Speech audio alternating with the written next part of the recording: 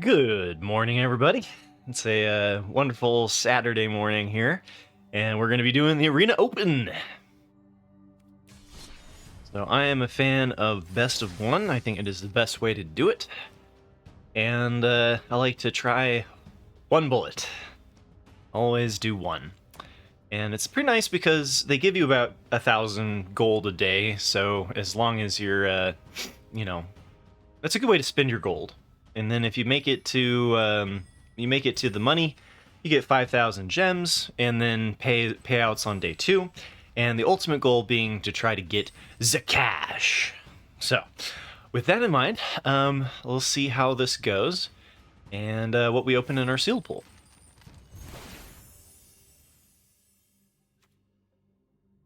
Beautiful. We get an avatar. I like that avatar.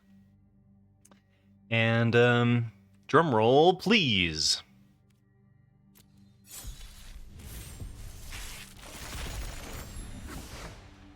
All right, Duplicator's awful. Oko's interesting. Indomitable Creativity. Not sure about that one. Bonny Paul, though. Okay, so we got Oko the Ringleader and Bonny Paul, so we're probably going to be Simic. Void Slime as well. So it's not a really great rare. And then we've got Gisa. Oh, interesting. Double Down, which I haven't been a huge fan of, but have thought about ways to make it work.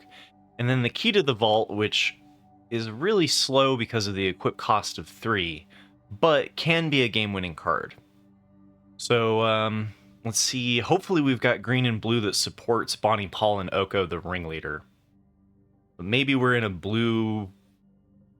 We could also end up in a blue-black space to play Gisa, and then splash green for Bonny Paul.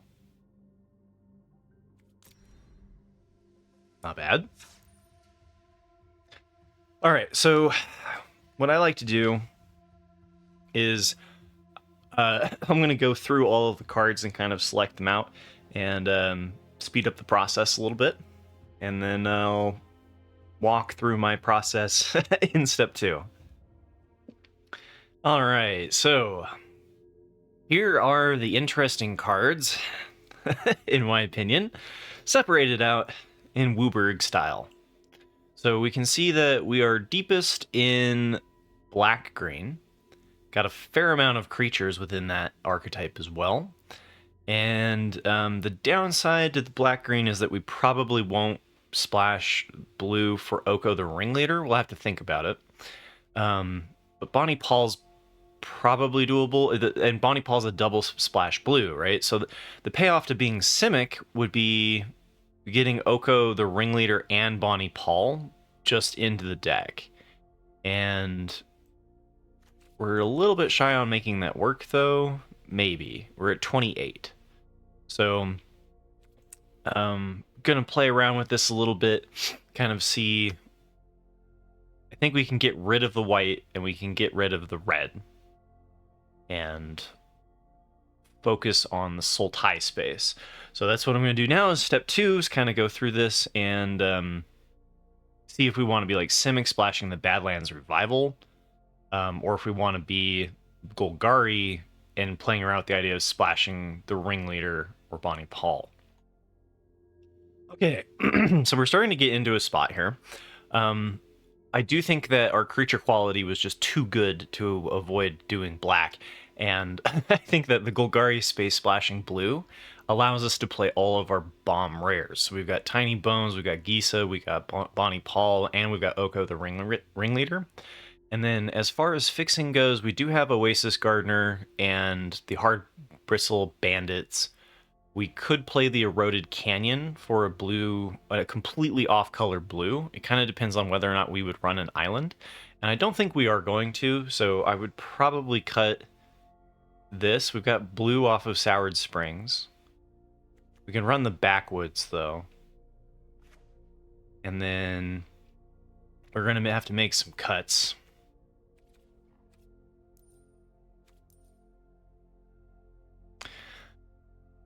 So let's see. That puts us at 44. I think I'm just going to go off of the creature fixing, so wouldn't run the islands.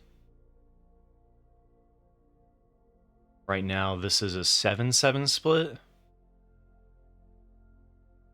Green looks more important because of the fixing, so we want at least 9 green. And 8 black. Doesn't look like a bad spot. And these are all pretty good. The Rictus Robber feels a little bit off. Probably going to drop some more creatures. So we do have the Badlands Revival.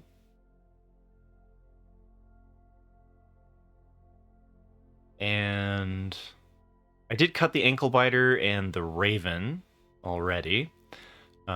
Not really. I mean, Ankle Biter maybe could be okay, but something's got to go, and it's definitely not here. And I would like, with the double pip on blue, I'd like as many blue sources as I possibly can manage. So 1, 2, 3, 4, 5, 6 is a pretty justifiable splash for blue. So gonna keep tweaking with this, and then I'll show you guys the final build. All right, here's the final build. So I went back and forth between whether or not we should take out the Voracious Varmint or the Giant Beaver. It was kind of the last cut that was a difficult decision to make. I did drop the Unscrupulous Contractor because I don't think we have really... I mean, we could sacrifice the Bandits after they've ramped. Was a possibility. But something's got to go. And our top end is fantastic, right? We have Bonny Paul, Spinewood's Armadillo, Cactarantula, Gisa, and Spinewood's Paladin, all of which we can reanimate with Badlands Revival off of milling with the Desperate Bloodseekers. So that's definitely the core of the deck. And then the Bandits and the Gardeners are really in there just to ensure that we have smooth mana. And I decided to drop the Swamps down to 7, keep the Forests at 9, and bring in the Eroded Canyon, just so that we have the ability to search for it with our 2 Dance of the Tumbleweeds and the 1 Spinewood's Armadillo. Beastbond Outcaster looks okay enough with the card draw. Our interaction is a little bit weak, so we have Trash the Town as a combat trick, which could work nicely with our early Bloodseekers. We've got Desert's Dew, Consuming Ashes, and Betrayal at the Vault for our hard removal. So if we do come up against some bombs that we need to remove, like a Tumblewag, we might struggle. But we do have some serious power in this deck, and I'm very curious to see how it runs. And can't, the decision about whether or not to go lower on creatures is always tricky, because your Badlands Revival needs a certain amount of creatures. So I think 14 is going to be okay, especially because the Tumbleweeds count as a creature in the top end. And then Giant Beaver I'm still going back and forth on, because it is an anchoring force that we can ramp to on turn 4, and then it does pair with the Beastbond Outcaster. So if we go like turn 2 Bandit, turn 3 Beaver, we can play the Outcaster and draw a card. So this is looking a little bit less like ramp to turn 4. A single 4-drop isn't really going to change that much, though.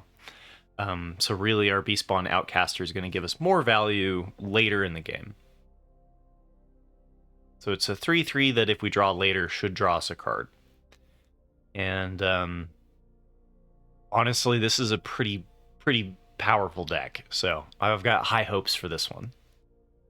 And our deck captain will definitely be Bonny Paul. Although Gisa's probably actually the stronger card in the pool. So it's going to do one final pass, make sure I'm not missing anything, and we'll see how it goes. Yeah, so I guess this is actually worth showing.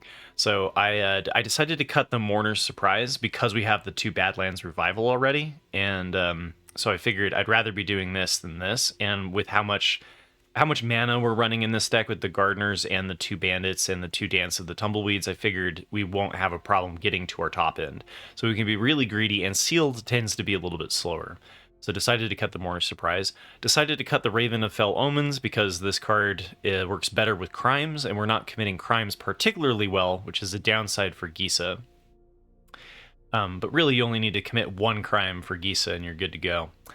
Treasure Dredger we could bring in, but I prefer other types of fixing. And then Unscrupulous Contractor, as I mentioned, I didn't... it felt like it was a possibility in this for some card draw, but I don't think we're going to need it.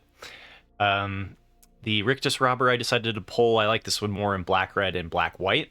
And when you have more removal, since we have a limited amount of removal. Anklebiter I like in Simic to slow things down and could fit into this strategy, similar to the Tiny Bones. Just being able to slow the early part of the game so that we can ensure getting to our top end. So that was definitely a consideration. And something to keep in mind if we're getting steamrolled. And I'm not a big fan of the Possum and the Giant Beaver. I feel like this is the 41st card. If I could play one more card, it would be the Beaver. So, feeling pretty good with where things are at, though. And let's see how it goes.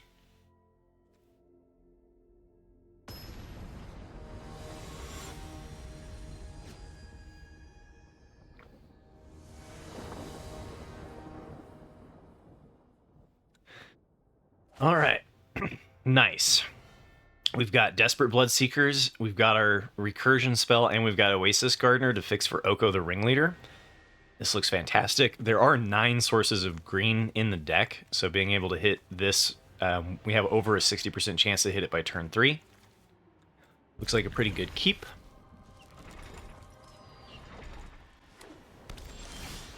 Okay, and since we have nothing, we could save this for like a Crime Enabler, but I think that's pretty greedy. Gives us our blue source too. So looks like Bloodseeker into Gardener into Oko. Or maybe reanimate something big and scary. Definitely going to be milling ourselves here. Second Badlands Revival. Rest in peace.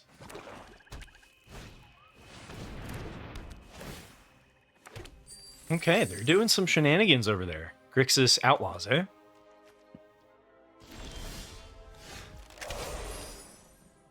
Okay.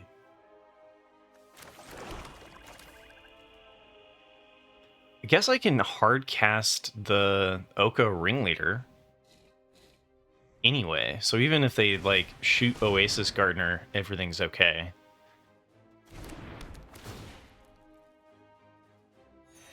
I could have done Bloodseeker to hit into...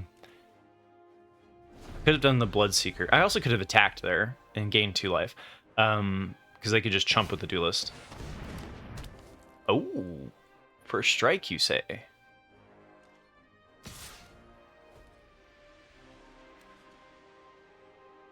Okay. This could get 2 for 1, but I think this is fine, especially because we don't care about things being in the graveyard. It's probably better to try to protect Oko, though, considering this just pumps out a 3/3 every turn. I'm going to go for it. We killed the lifelinker.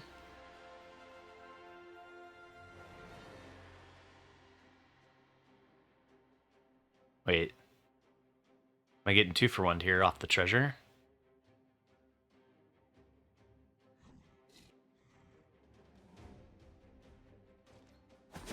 No, they're just killing...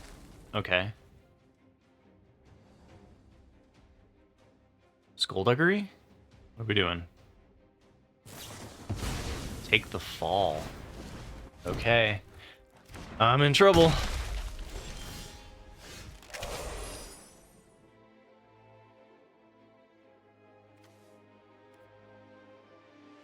Badlands, return target creature card from your graveyard to the battlefield. Return up to a permanent card from your graveyard to your hand, so we can bring back Oko. That's pretty sweet.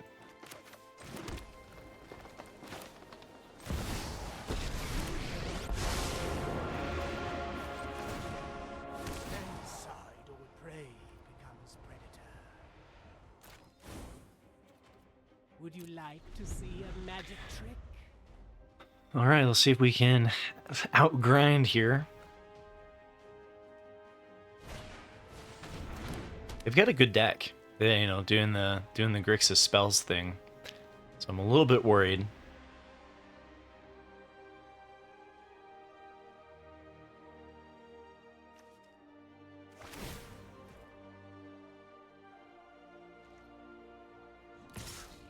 Hey, I like that. Let's test him again for another one, one red.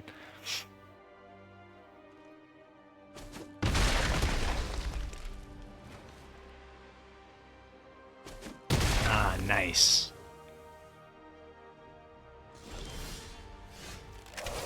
All right, well, this is a little bit more awkward. Because we don't need to bring back our Planeswalker, but, you know, that's a good place to be. So I guess we'll Bloodseeker ourselves, try to find some of our big beef for the Badlands revival.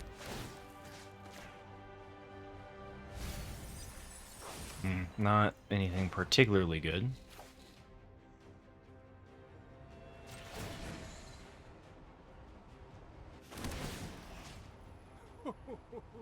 Your obituary will be quite I think I can attack in with Oko here. This is going to be, what, a 2 first strike?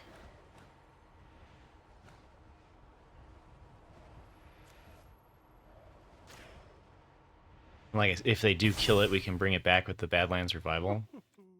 And this is just a warm-up. Because they are going to start pinging us. Right, they're going to... Duelist hits us for 2 a turn. God, and spawns a 1/1.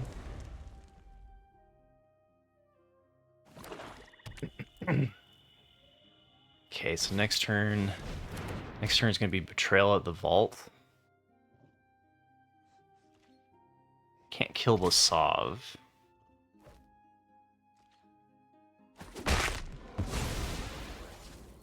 Oh, there's a chance, though, that they block with Lasov.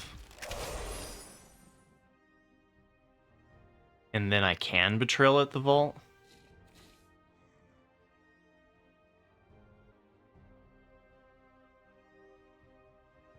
I need to get rid of their Crime Enabler.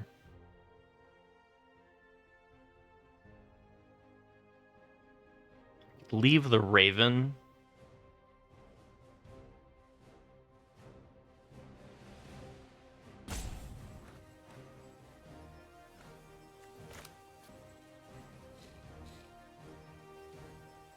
I think what I do here is I go for the Betrayal at the Vault on the Dead-Eyed Duelist and the Lasov after they block. Send both 3/3s.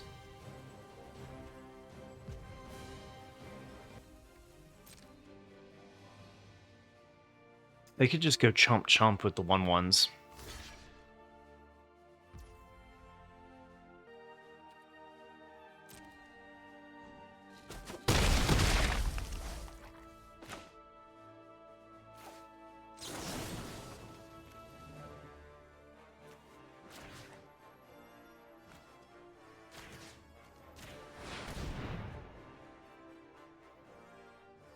Oh, if they can't commit a crime, they can exile Oko, so I'm losing my Badlands Revival.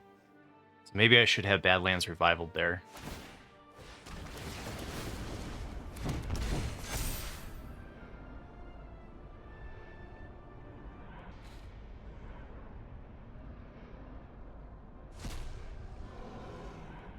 Okay, so they exiled Oasis Garden. Okay.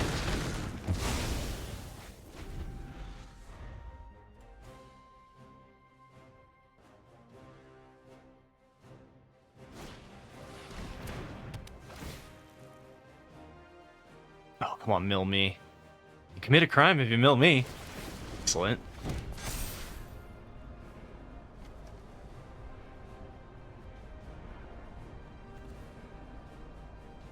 You can cast target non-land permanent from that player's graveyard? Oh my god.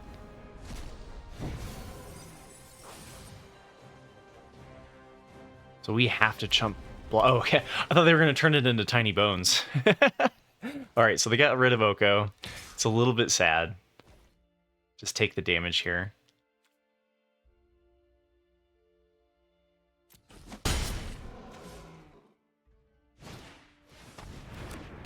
And Azim. Okay. This is a fun knife point deck that opponents got going on here. Badlands Revival. Return up to one target creature card from your graveyard to the battlefield. Return up to one target permanent card from your graveyard to your hand. So I guess we're just going to go for... I think a Tiny Bones here. So bring Paladin to the battlefield, Tiny Bones into hand.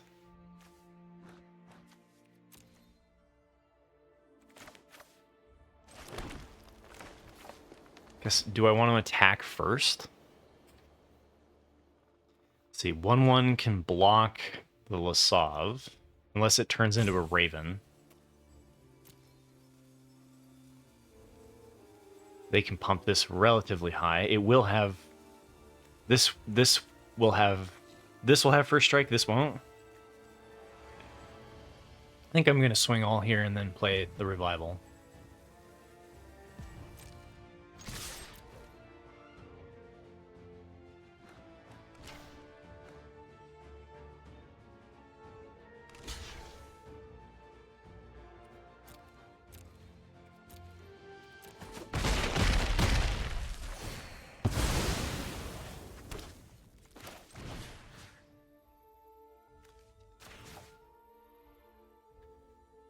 We could target our Eroded Canyon so that we'd have the double blue if we do top deck Bonny Paul. But Tiny Bones is a scary one to have in the graveyard for Lasav turning into and being able to play my stuff.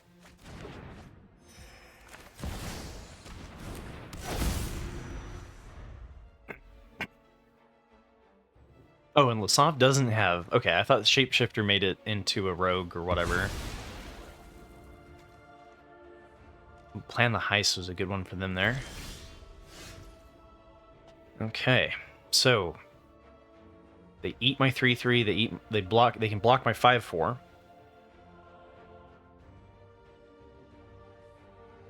And Tiny Bones just trades there.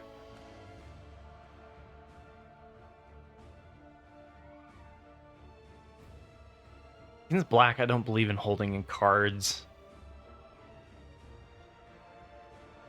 See, if I attacked, they go block, eat, take 4, go to 7.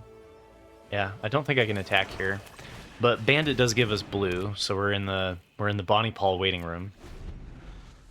We're still at 20 life. We have Cactarantula and Spinewind's Armadillo and Bonny Paul that we can draw, and Gisa. So we've got some really good draws. Our weakest draws at this point are probably Bandit. Varmint, I guess, destroys at knife point. Assuming Ashes would get rid of Lasav. Maybe I should have held on to that Betrayal at the Vault and saved Oko. I think mistakes were made. Because if I had done that instead... But they'd still have the engine. They'd be making a 1/1 and pinging me for 2. Like, I can't let that go.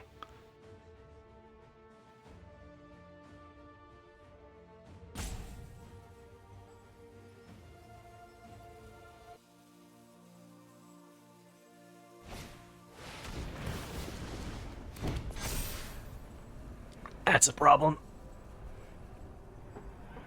So if they turn into a rogue, Lasav, or, you know, an outlaw, then they do have first strike.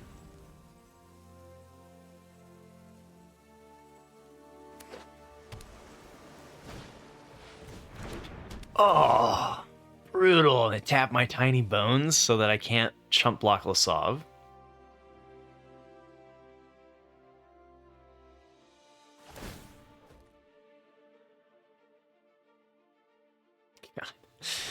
All right, good deck, opponent. I'm just gonna take 7 this turn. 1 damage off. Could chump block with the Bandit, but and then they get the draw from the Strix. Come on, Bonny Paul, save me. This is not really doing much on defense. Because whatever Lasav turns into, we're Tiny Bonesing it. So I think I should have attacked with the 3/3 first.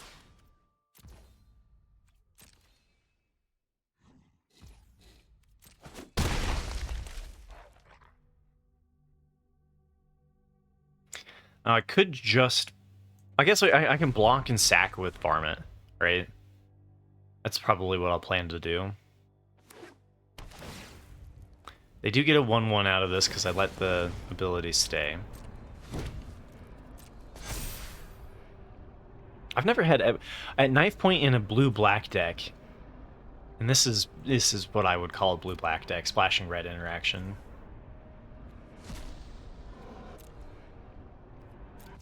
Okay. So we're gonna chump block the Bloodseeker with the Varmint. Assuming they have an answer for Tiny Bones, right?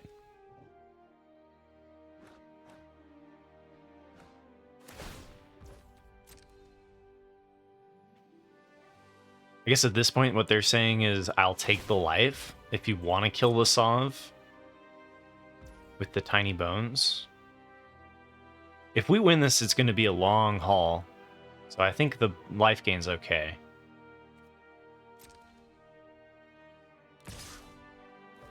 Here we go.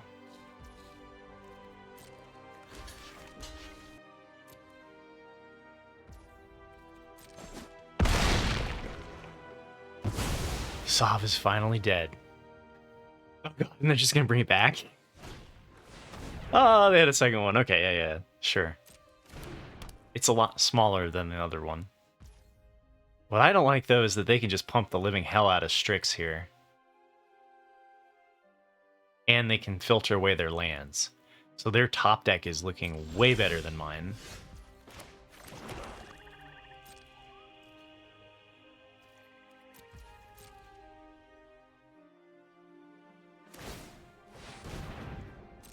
Other than the fact I have Bonny Paul.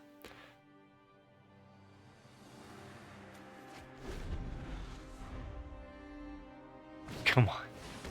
Where's my bombs? Yeah, no, this guy knows what he's doing, though. Gal, non-binary pal. This is a good deck. Intimidation campaign, lots of deserts. Huh.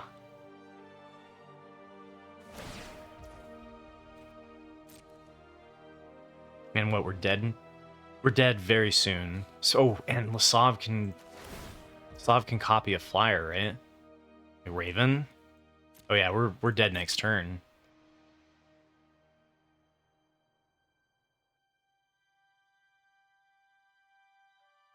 So Bonny Paul's gotta be showing up here soon.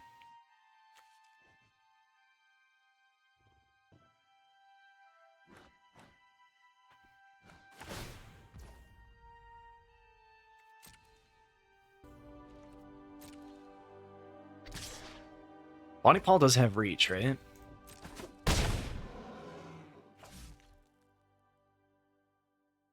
Even if we hit Bonny Paul, this becoming a flyer and this spreading the damage, we might still just be dead. So even a Bonny Paul top deck is looking kind of not great here. All right, okay, maybe they don't see it, but they have to be able to commit a crime. Otherwise, I go to 1.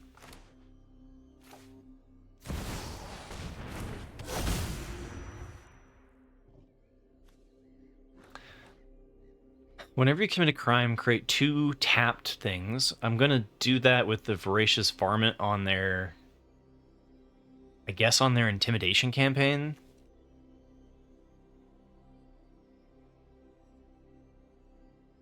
I guess I could do it now.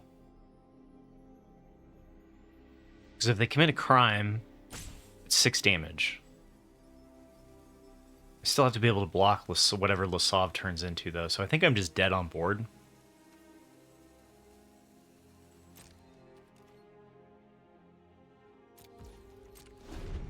Lasav being able to turn into lifelinkers was pretty brutal.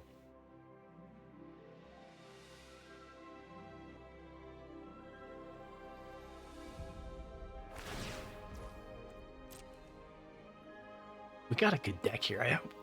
I hope we get... Like, our deck feels almost oppressively good. Right? With Gisa and Bonny and Oko.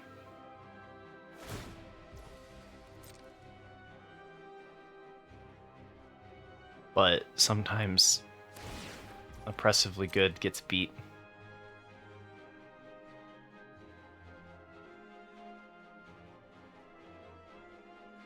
I mean, that double block that got blown out, I guess it wasn't too bad. That was a 1-for-1. Using the betrayal, yeah, no, their engine was just too good. I don't think I made any like glaringly huge mistakes. Wait, what? They're throwing Lasav at me. Why are they throwing Lasav at me?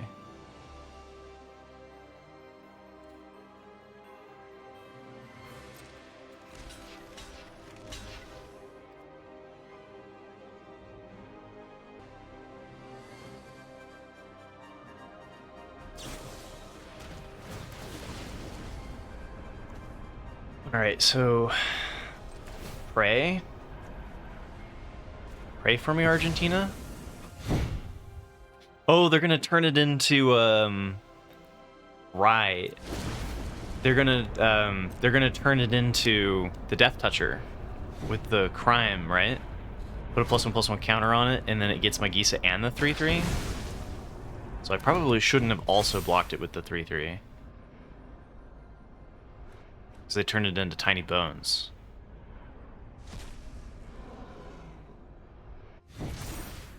Oh gosh, no. Never mind. Turn it into a 6/5. Glad I multiple blocked it. Oh, but then Strix. How did Strix get an additional power? Oh, the Skullduggery. Dang it.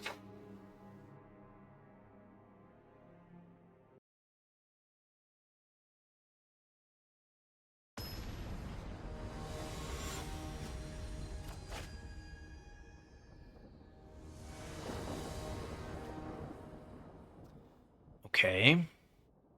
This looks like a good hand. We've got Tiny Bones into Bloodseeker. Bandit to ramp us on 3 to 5 mana for the Revival to reanimate something crazy off of the Bloodseeker mill.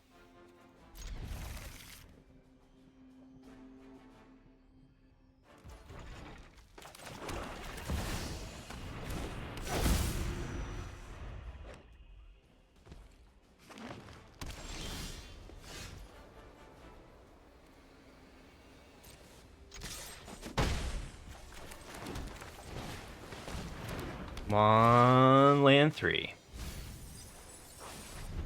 Dang.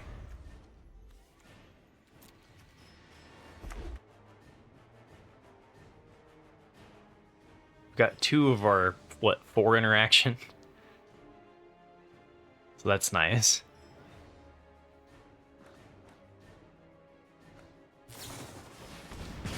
Yeah, Thunder Salvo that.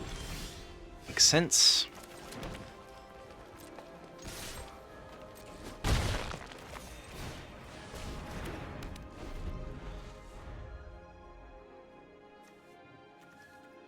I mean, I have like, how many 5+ drops do I have? I got a lot. I'm a little bit surprised of how this is going.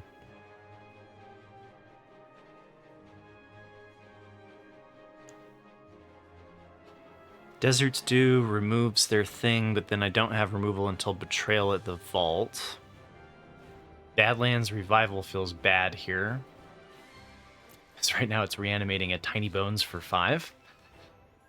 We need to find our bigger beef.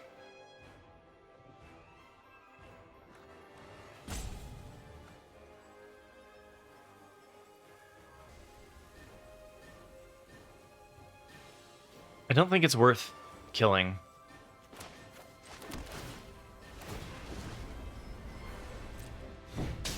The Sentry, and we can hold it. I guess I could attack with the Desperate Bloodseeker, and then... Well, it puts them to 13.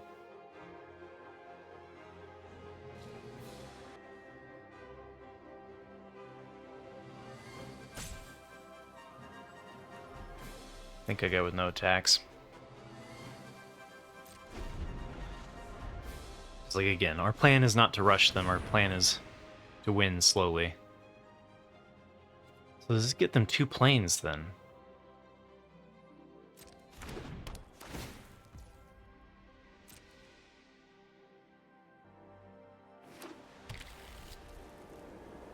Oh, just one.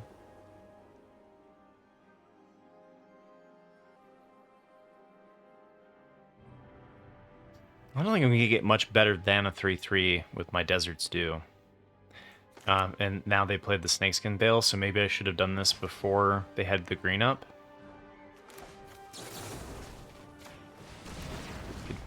Should probably remember to tap that guy for mana.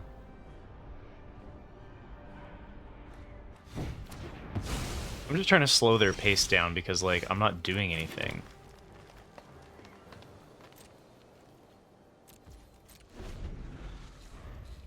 Other than waiting to draw into my bombs. Right now we do have double pit blues. We could Bonny Paul. I hope to Bonny Paul at least once.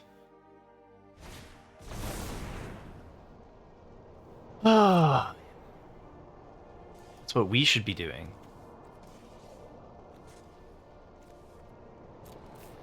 We're gonna have to Badlands Revival here for a 1/1 Death Toucher.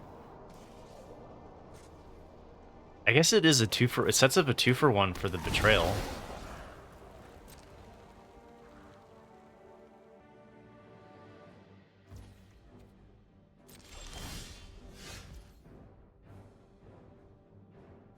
It's so bad. I guess I can attack with the Bloodseeker and bring it back.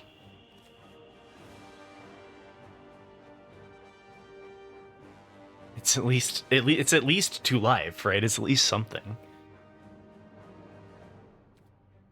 God, if they just take it though, if they just take the damage from the Bloodseeker, then not doing anything. F.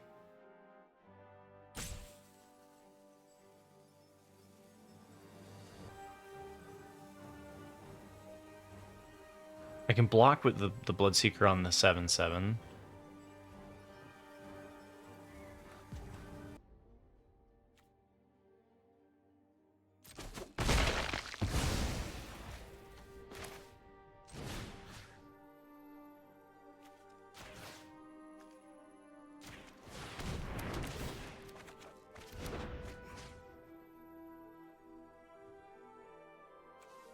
Still got...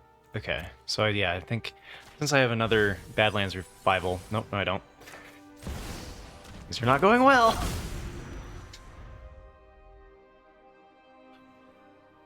So what I want them to do is play something big. Just like tap out. Don't have a way to fizzle my Betrayal at the Vault. I take the trade with Tiny Bones.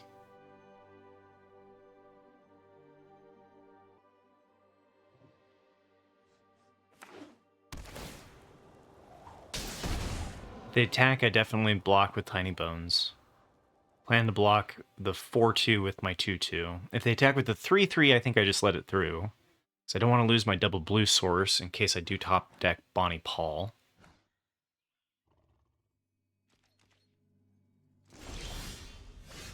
Okay. That's better.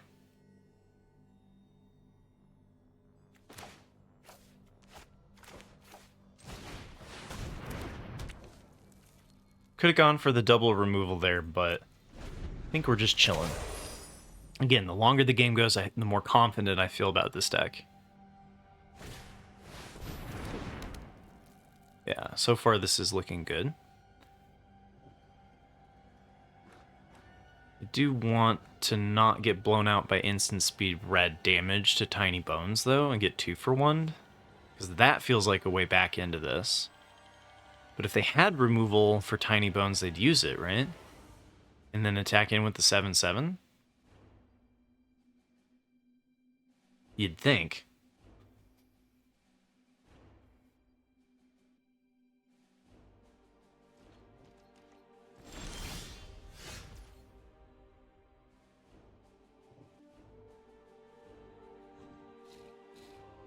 What do I do? What do I do?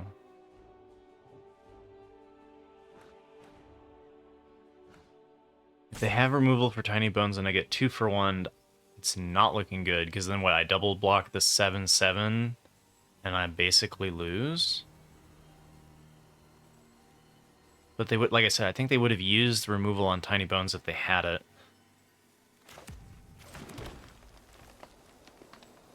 I'm gonna go for it.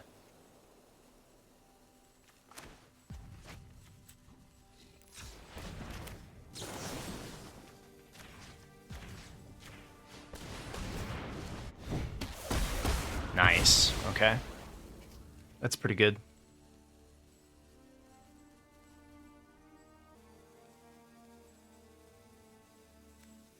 Do they have a 2-drop? They have a 3-drop. Ooh. This trades for it, either one of these. Or it lets me play a 3-drop from their deck.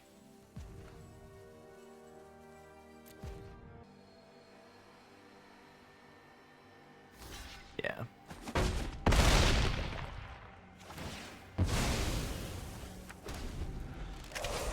I guess the 1/1 from the Wanted Griffin lets the Sentry attack. But, like, they're on the back foot.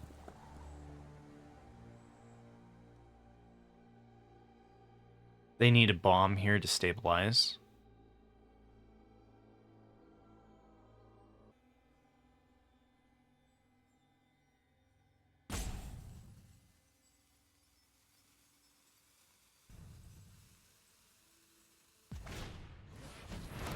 Nurturing Pixie. Bounce the Sentry, replay the Sentry. That's great. Okay. They can multiple block my Cactarantula. Guess I get a 2 for 1. I could hold the Consuming Ashes, though.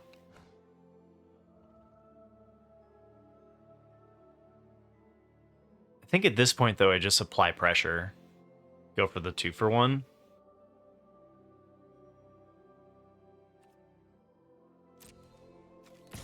I've got 1 card left.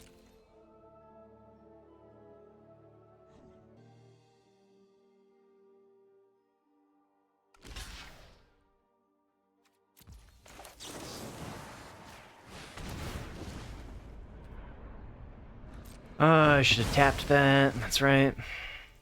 Wow. Okay, that was a good surveil.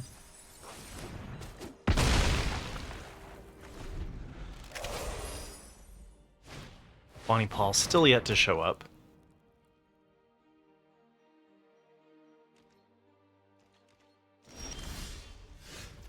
Oh. Are we ready for the opponent's scoop?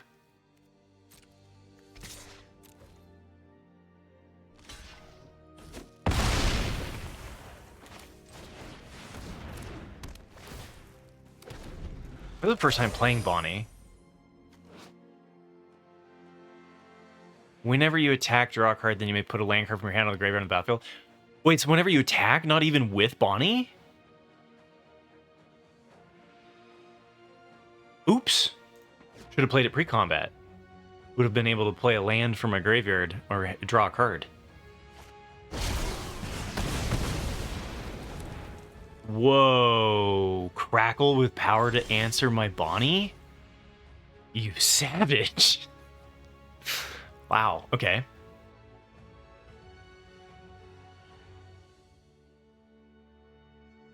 I guess if we go get a desert, then Bandit untaps.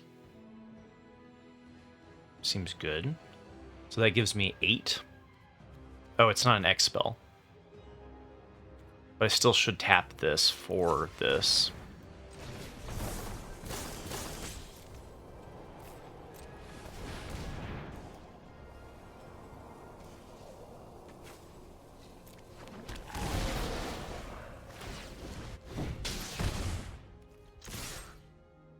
Can't believe they had Crackle with power.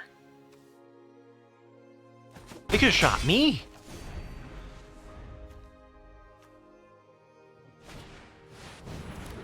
Spinewood's Paladin, okay. They've got a pretty good deck. Both, you know, like my opponents have been playing pretty good stuff.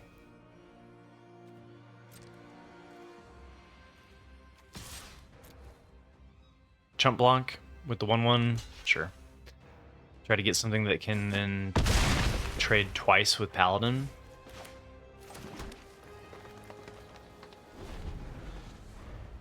Could have held the land there when we're not up against black.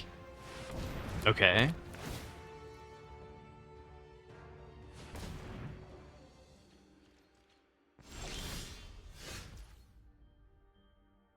I think whenever you have the opportunity to go for a 2-for-1, you do. I could attack with the Bloodseeker too, because if they do, it's like trading the Bloodseeker for one of these.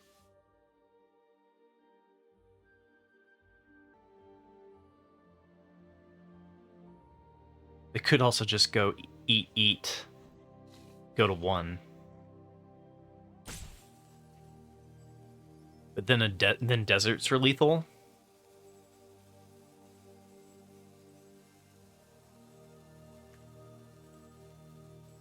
I want both of these off the field.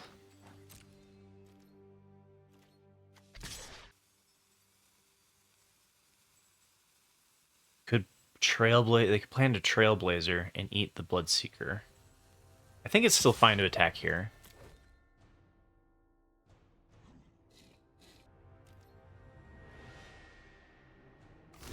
Yeah. Maybe even with the Bandit. Really, this is the one that I'm more scared of than the Paladin.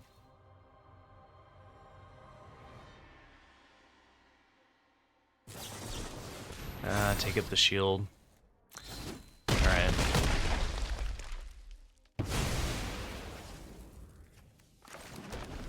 God, I can't believe they had an answer to my Bonny Paul. Alright, I still have Spinewood's Armadillo to hit into. Spinewood's Paladin of my own.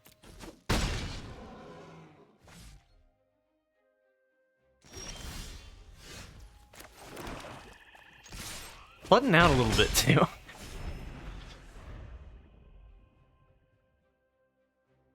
Whenever I see 20% for a land draw, it's a little bit floody.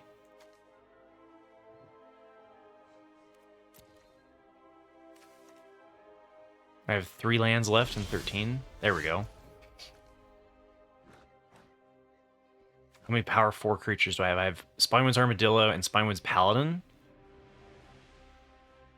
I think I'm just going to play this out as a 3/3.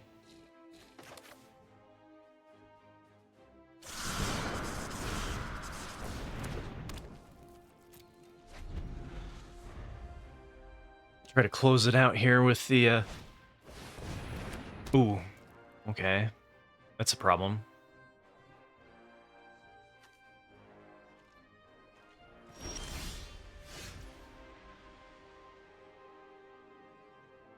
I can save it for Gisa. Probably better than just doing the 1 damage.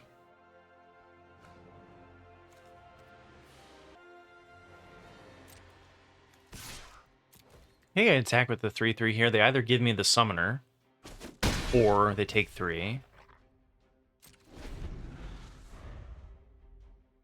Now I have 2 lands left.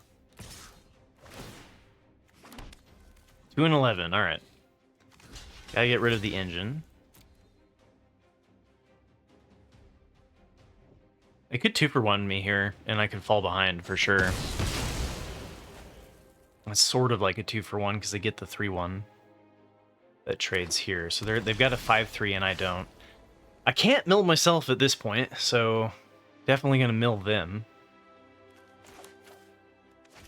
This was a good draw though because it lets me answer their 3/1.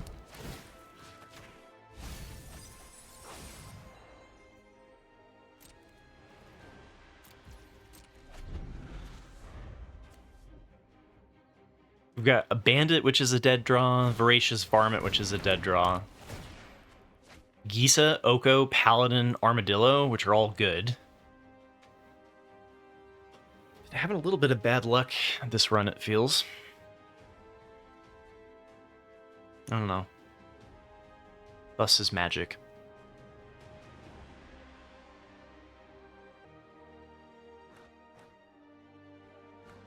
So if they attack with the 3/1, probably just take it. Okay. That was a choice. Why did they do that? Why didn't they do it on their Trailblazer?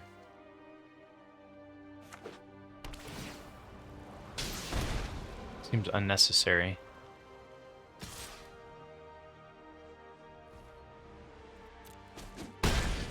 And what, now they're just gonna chump block with the Drover Grizzly?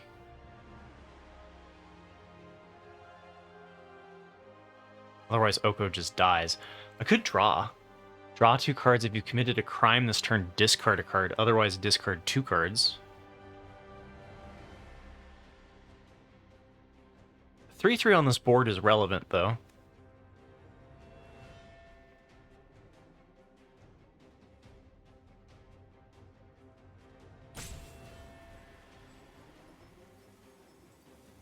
Play a creature, saddle here, attack in, 4 damage gets through, kills Oko. Could attack. If they trade it, then they only have a 5/3, and then Oko's safe.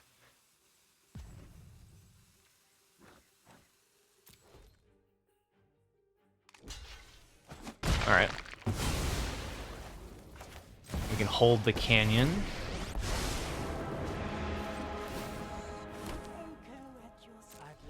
Yeah, when my opponent's gonna start seeing the crazy ass bombs I have in the deck here. Oh, they've got Grid, huh? Okay. I like that. A good old Naya tokens deck.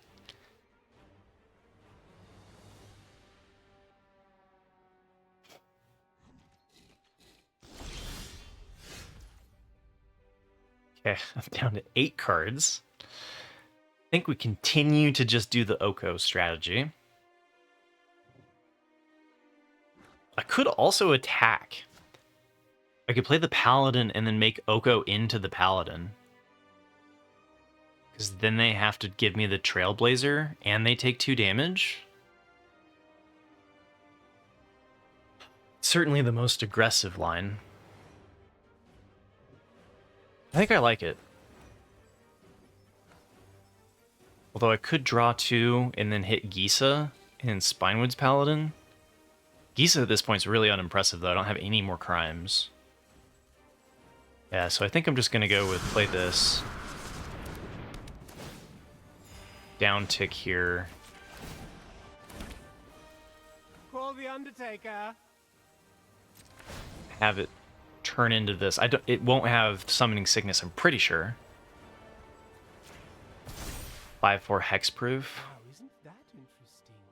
Oh, but then if I attack with this, they have Girid or Outcaster Trailblazer. I don't kill either. They take... Oh, but no, but it's either their board or they take... So they go double block here, they go to 3.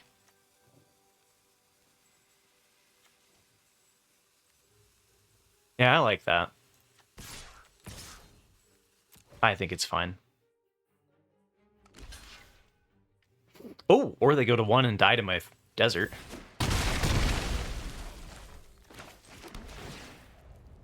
Pocket sand.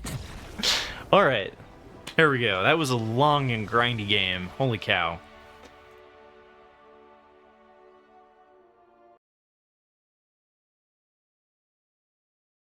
All right. Game 3.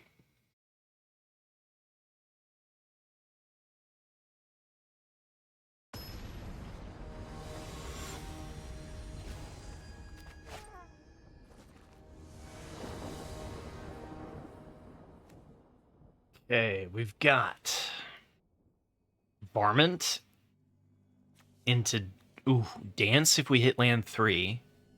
Gets us Oko on 4. Badlands Revival brings it all back. We can also Spinewind's Armadillo if we don't hit land 3. And, actually, we might even want to just plan to do that. Because then Badlands Revival on 5 brings back Spinewood's Armadillo. This looks pretty disgusting.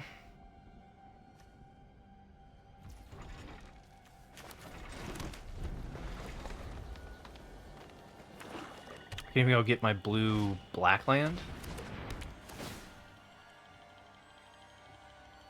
Oh, I'm discarding a card.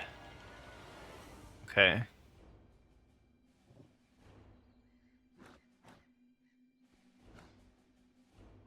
think it's Voracious Varmint because I go cycle, ramp, replay the Armadillo, right? Although I guess Varmint does destroy Tiny Bones. I think it's my worst card.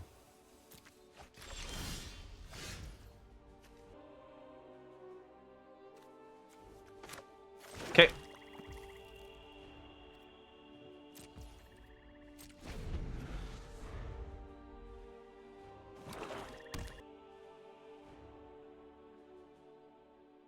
Oh, but it's going to be tapped.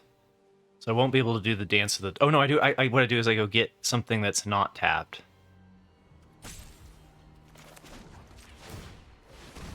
And then with dance, I can get something that's tapped. So I can get my blue source with dance. And then double pips. I think I have double pip black. Yeah, consuming ashes. Nice.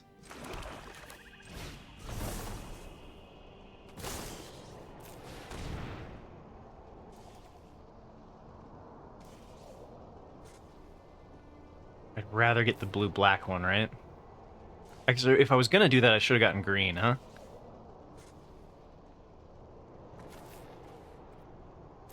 Oh, and if I did untapped, I could get the Tiny Bones. Okay. Vault Plunderer, fine.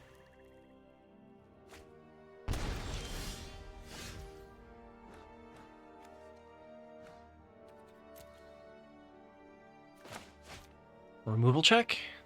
Or just Oko and Tiny Bones? Because I could bring back Oko. But just getting the Paladin on the field is very oppressive.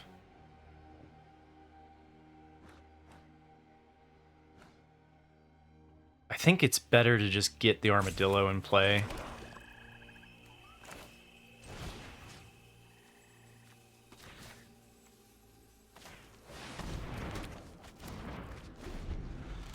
You know, they're playing a 4-drop, and I've already played a 6-drop.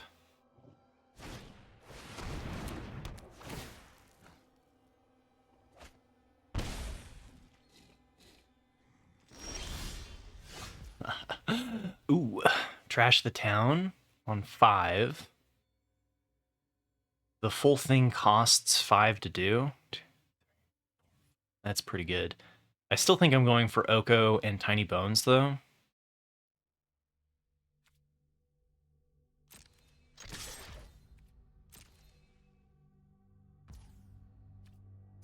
Save trash the town to finish them.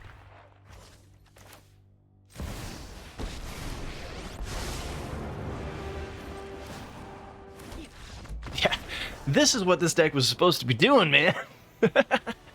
And technically, instead of the Armadillo, like, we could mill instead and hit into, like, we could do the same thing we just did, except for reanimating Bonny Paul, right?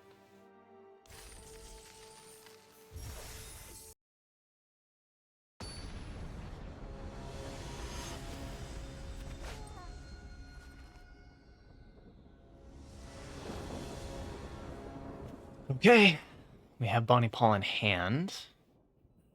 We can get 1 blue here.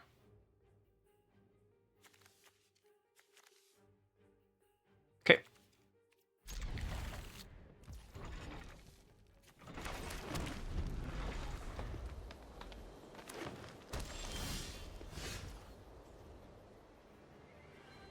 I think I like the turn 2 Bloodseeker as opposed to the Backwoods.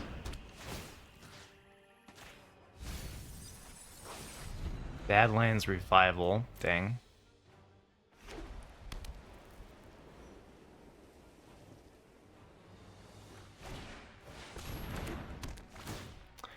Frontier Seeker, we'll trade my Bloodseeker.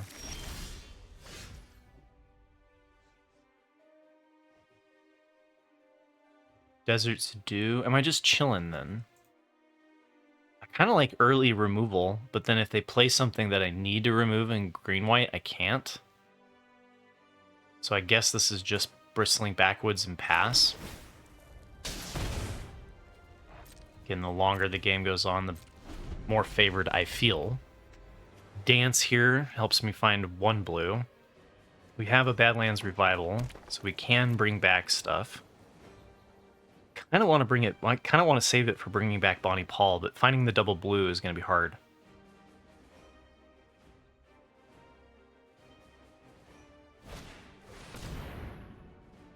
This would be an example of why you hold on to Desert Stew.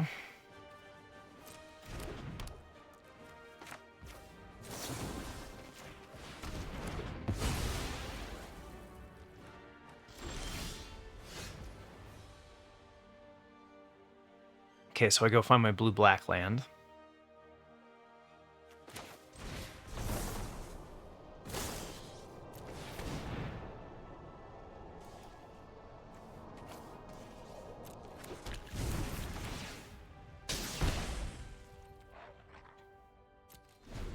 And now we just need land drops, right? Because then we've got 5-drop, 6-drop, 6-drop. So if we hit a land, we've got Cactarantula. Double Bandit, okay.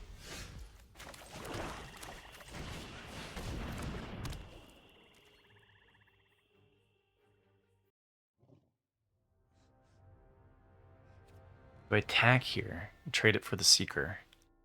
Don't think so. Maybe. They're gonna start dropping some big bombs of their own, huh? No, okay.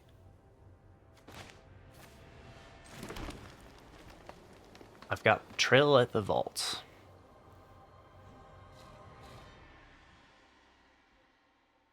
I think because I have the Badlands Revival, maybe I swing here while they've got open mana though. If they remove my Cactarantula, I can bring it back.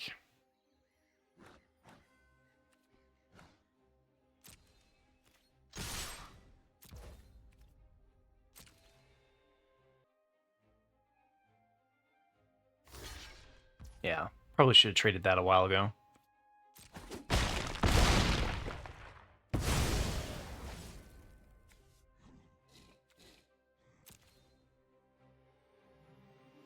I could Betrayal the Vault. Doesn't feel right. Okay, they did a 5-mana pass. I'm doing a 6-mana pass. See if they have removal for Cactarantula. Yeah, I was kind of hoping they were going to do that last turn.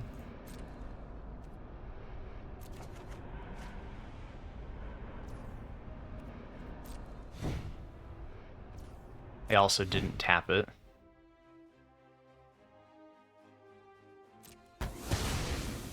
Could have played that one for free.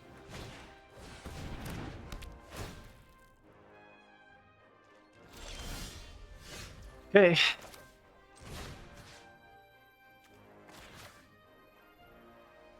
Don't need more land, right?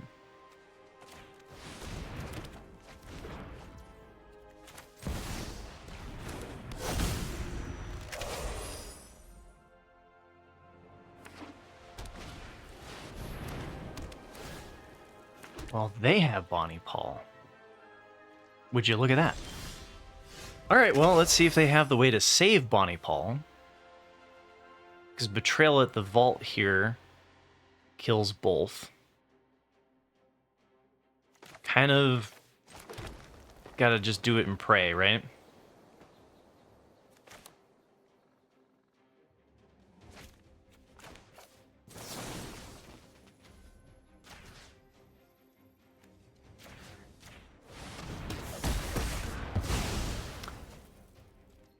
Ooh, that was nice.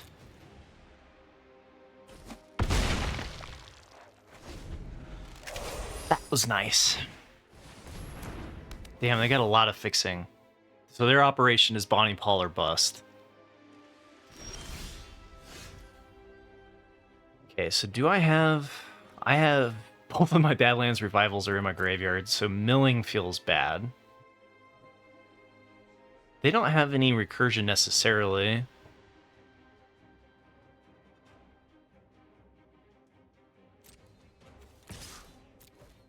They could have, like, Lockpicker. They're unlikely to have that, though. Wow, they go to 2.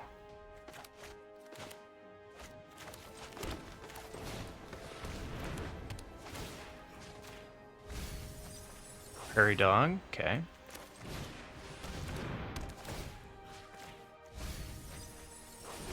Bounding Feldar would have been a good drop for them.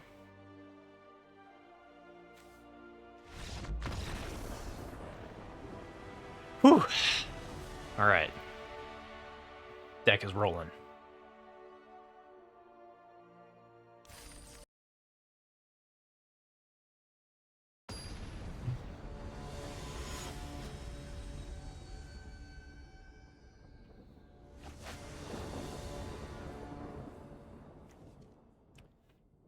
Okay. Tiny Bones. I think it's Bristling Backwoods into Swamp for Desperate Bloodseeker, and then we play the Tiny Bones later, where it can trade up.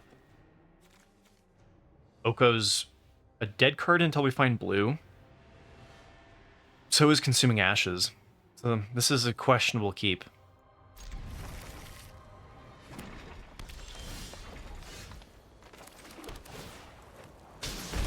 We gotta find land.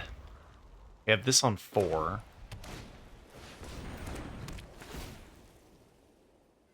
Opponent on green-white, playing Frontier Seeker. Okay. Burrow Fiend. Oh boy. Burrow Fiend would be nice to kill. Guess we have that on Consuming Ashes, if we find black.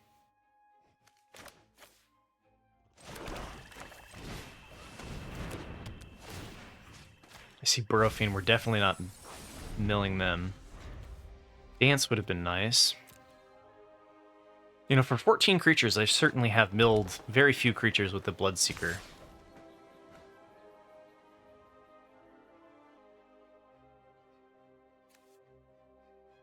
Don't think I take this trade. Because if they just play Burrow Fiend here, I'd rather have the Bloodseeker to be able to attack. Okay, well, we can find blue or black. I think the plan here is cycle the Armadillo. Play Tiny Bones so they can trade with, like, the Grizzly. It takes a fair amount of damage.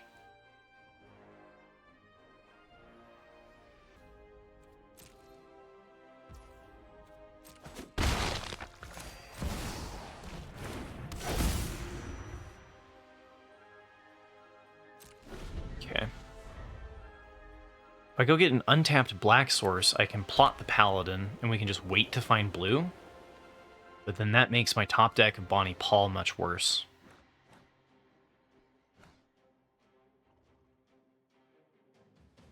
But if I go and find blue, a blue source, and it's a tap land, then I can't do anything next turn. Just a 3-mana pass, right? That's pretty rough.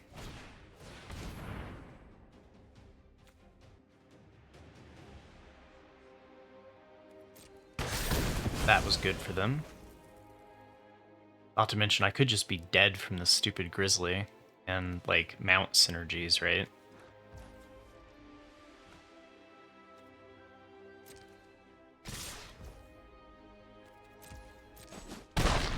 I don't think I can take the time off. I think I've got to just go find an open black source so I can Consuming Ashes next turn.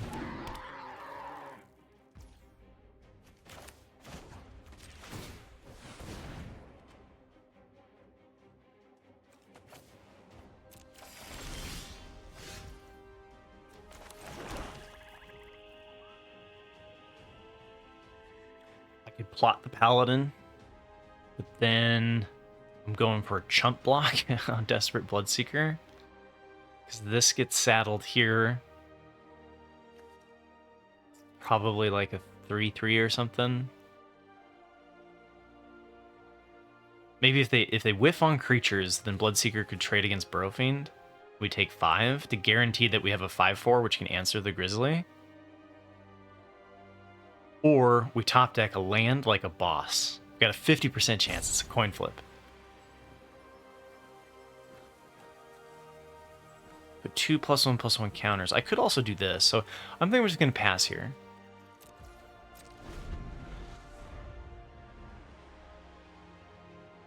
It could have take up the saddle. Okay, I guess not take up the saddle. They could have take up the shield. Wouldn't get around the exile, but Snakeskin Veil would.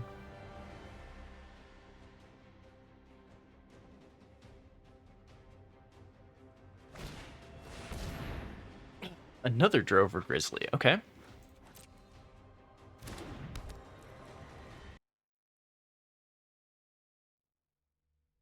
So Frontier Seeker saddles the Burrow Fiend. Yep.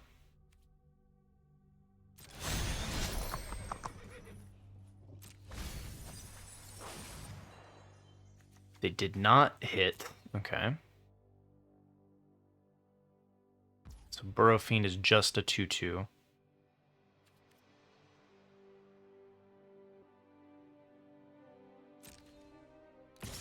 So they're just going to send the Grizzly. I feel like I have to remove it now.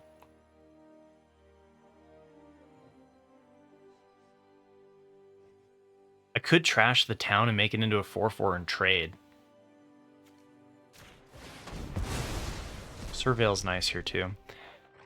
Do I want 6 land? I definitely want 1 land. I don't think I want 6 though.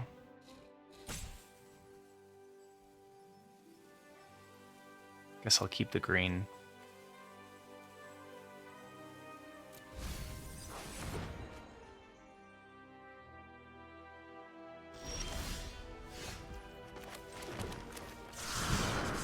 Rewarded.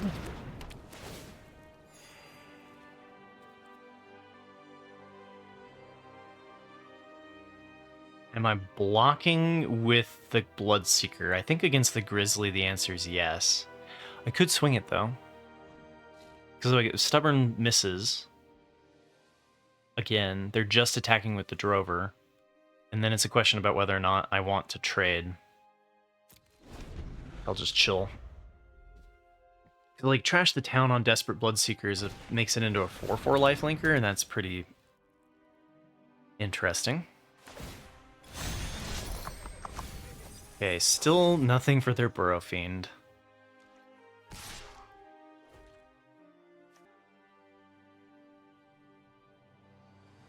I guess I just take that and start racing. Because next turn I just trash the town, right?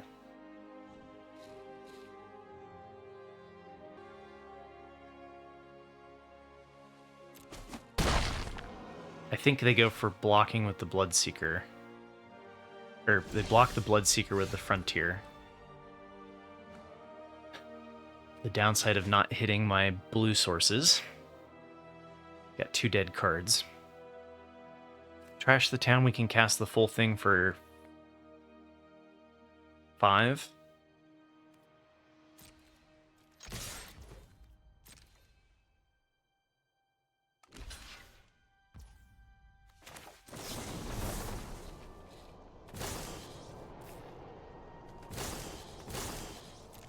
Two counters. Trample. Draw 2.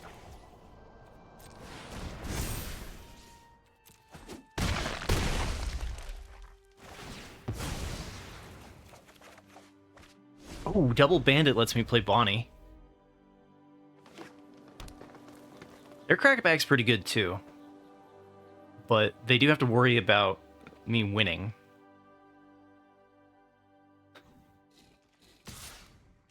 Just attack with a Varmint, okay. Alright, so I think what we do here is... we do still have 1 Badlands Revival. So I will mill myself.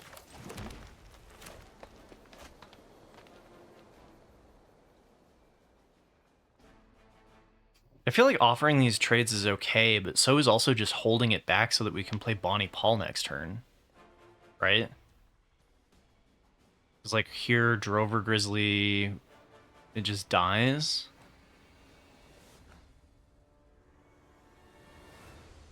Do I want to trade my Bloodseeker or my Paladin for the Drover Grizzly? I feel like that's going to have to happen at some point.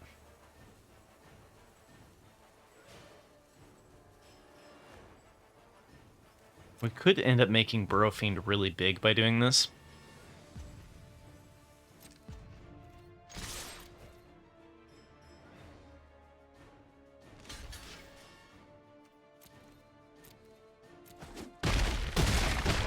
Alright. Trading the board feels really good there.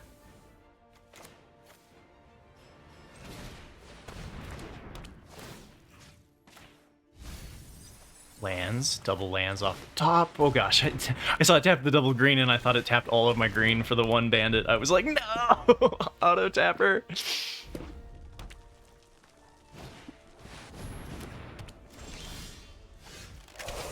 Alright, release the beef.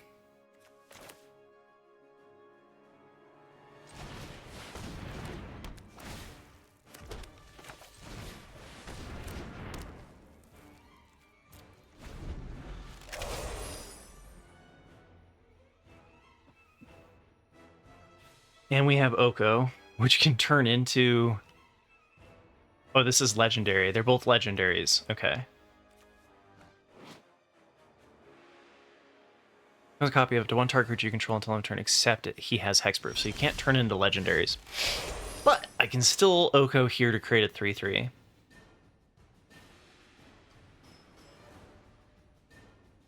It's just swing board. Just swing, right? Guess I want to leave some... No. This is probably just lethal.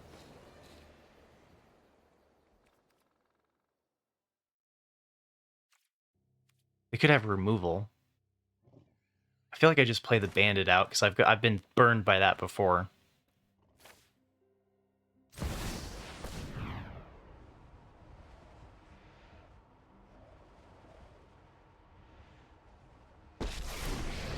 They do have something. I hope you're not expecting a fair fight.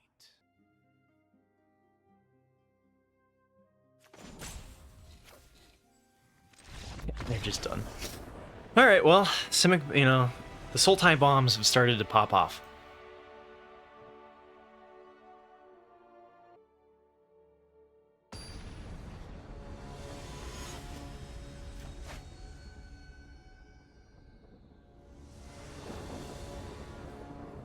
All right, we've got 3 of our 3 colors. That's good. Bandit makes it... Okay, so we've got the Bloodseeker into the Badlands Revival on 4 after playing the Bandit. And then we've got Spinewood's Paladin. Yeah, I like that.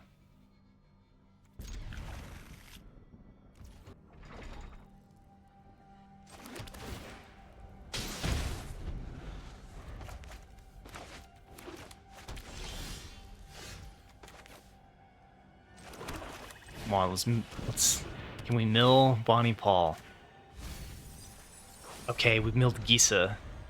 That's a fine one. That's a fine one to hit with Badlands Revival.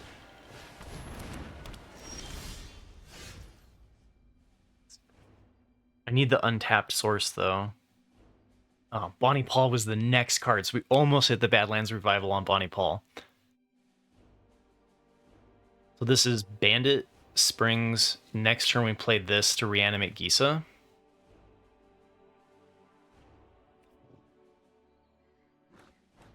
Is reanimating Gisa even good? I mean, it's a 4/4. Ward 3. I could play the Forest and then play the Bandit, but then we would need to hit an untapped source to be able to hit the Revival.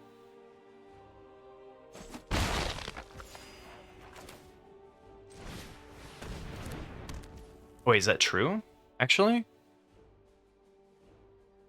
Because I can play this and tap this twice, right? That way, if I draw an untapped source, I can save this for Gisa. Tap. This goes in untap. 3. Yeah, no, I think I can. Hope I didn't just punt there.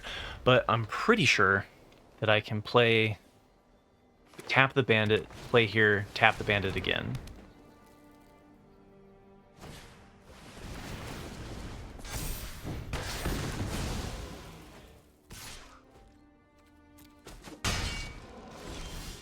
Okay. Let's just not screw up.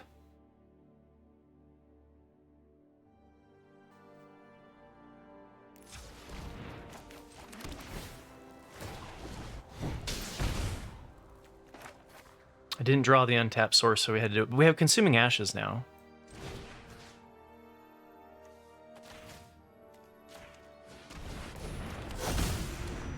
And Bloodseeker can hit them for a crime. So let's see if they have removal. The ward 2 is going to protect it.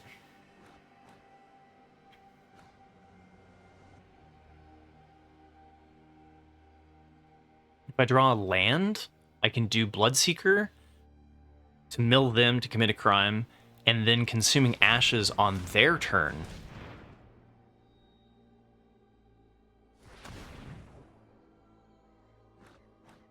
Or what? They're holding up Snakeskin Veil?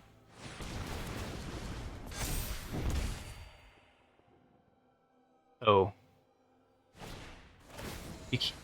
But the ward. Okay.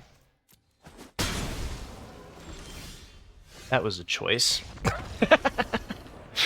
Oops.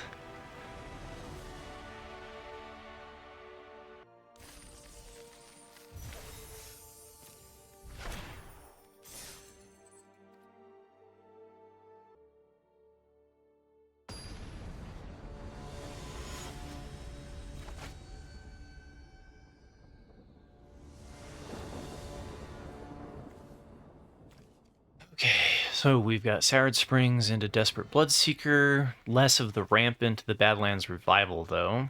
Could get land screwed with this hand, and we're on the play. But we have 3 things that we can do on 2 if we get stuck. I like them odds.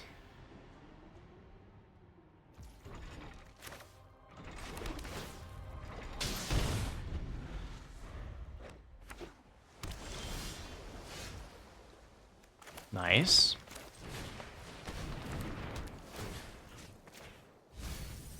Varmint.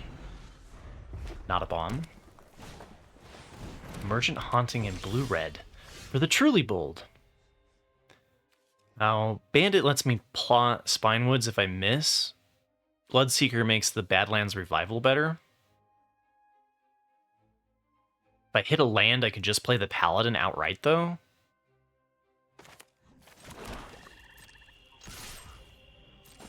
$45 to hit a land. I think I like ensuring 4 mana next turn. Well, outside of removal.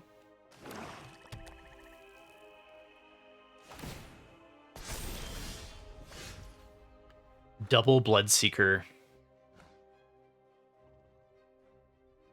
Or just plot the Paladin. Desert's Dew on the 3/3 flyer, we could do.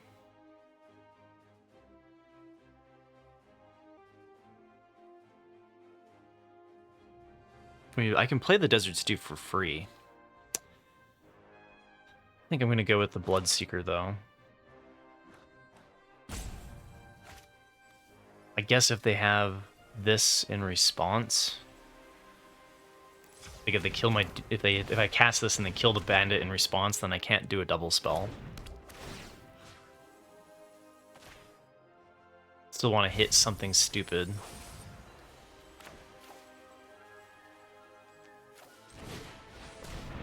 They could just be doing a Surveil here with the Emergent Haunting. Okay. So, with all of our mill, we hit Oko.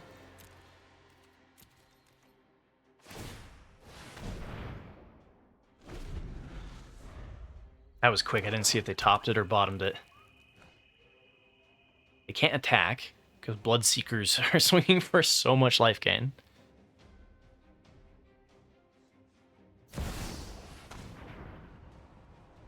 Oh, bad. There goes the Badlands Revival. Oh, no. Really? They just made me discard my whole hand. Whoa. Okay.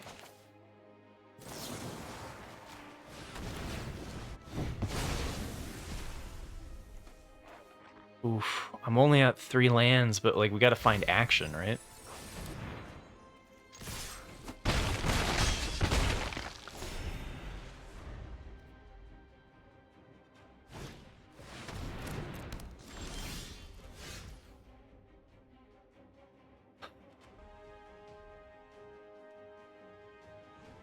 If I had 5, I could do both, but it would be making a 4/4, which would be relevant against the loan shark. Here, we can just hit them for 5, though, and put them to 3.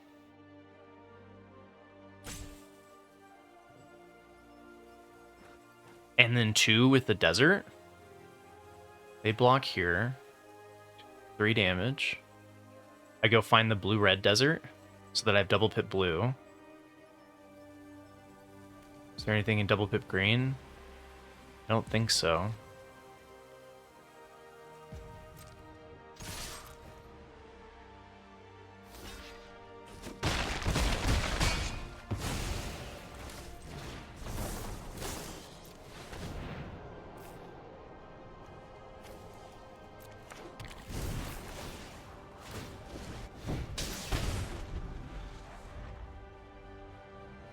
Is there any way? No, I was like, I have done this, gotten a land, and then used it. No. Can't pay like that. Alright, well, they could be dead here. They have removal. They go to 1. And then my desert is a lethal draw. I assume they have removal, though.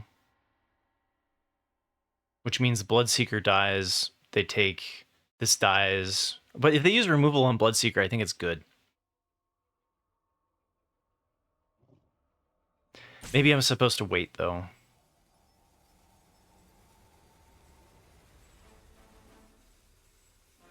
I mean, it's possible they're just dead.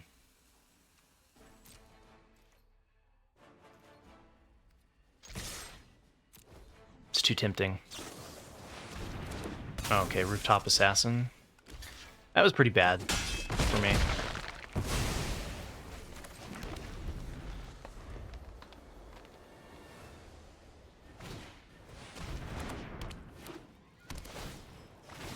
That pillage was brutal.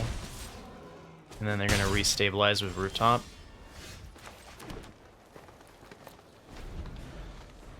Whereas if I had passed there, they flash in the Rooftop Assassin. Same exact situation, except for I have a bigger board. We can still hit Bonny Paul.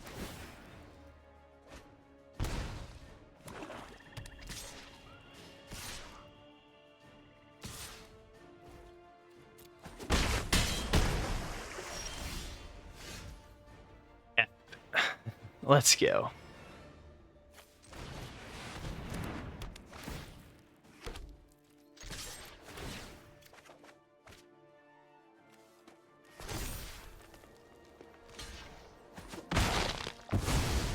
Alright, let's see if they got an answer for Bonny Paul.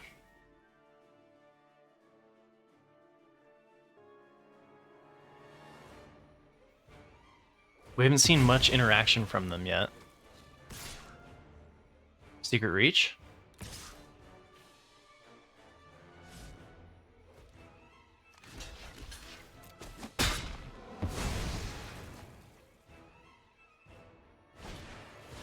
Viewer, okay.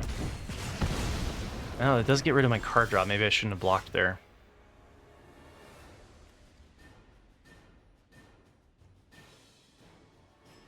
So, number of lands I control, they multiple block the living hell out of it and they're left with a Raven.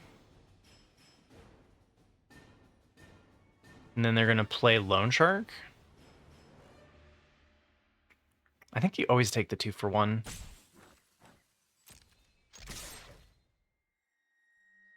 I would have liked to have gotten one more land, though. Maybe that was worth drawing to. Oh, I probably should get rid of the Raven. Mistakes are being made.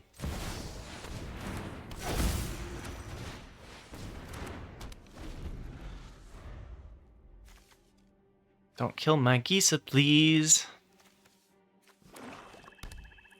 Still got a lot of really good draws. Badlands Revival brings back Bonny Paul. Overwhelming Forces is a bomb for sure. Okay. Alright. They've got a sweet deck. I like what they're doing. Need to hit a Badlands Revival. Lotus Ring? Okay, that's like the first questionable card. Why not on the flyer? Oh, I guess because you don't want the 3/4. You'd rather. That's fair.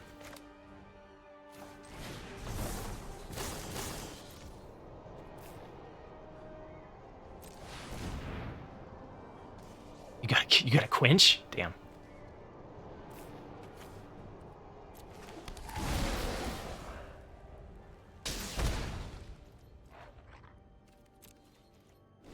Okay. Oh, like, no, the perfects. It's slipping away here. So maybe I shouldn't have blocked with Bonny on the skewer when they attacked with the lifelinker. Just let it go through. Because if Bonnie Paul was alive this time, I'd be able to draw into more stuff. I can still hit Badlands Revival, though.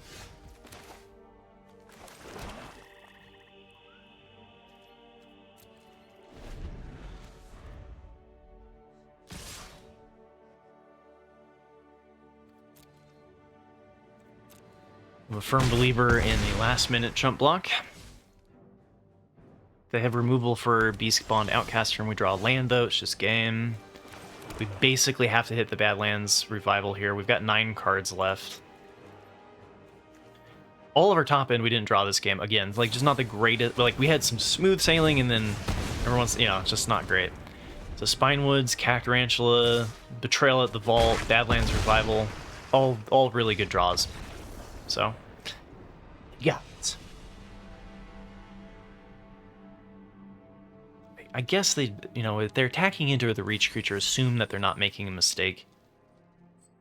I probably shouldn't have blocked there. But I was trying to think, they didn't have 4 mana, so they couldn't have played another Rooftop Assassin.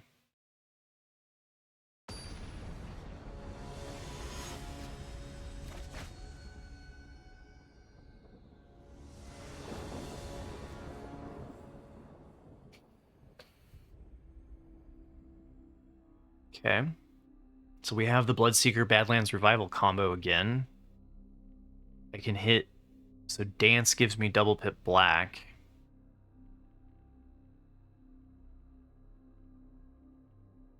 Two, three, five. Yeah, that's great. We can go Bloodseeker on 2. Dance of the Tumbleweeds on 3. Badlands Revival on 5 if we hit something spicy with our Bloodseeker. Otherwise, we just play out Oko.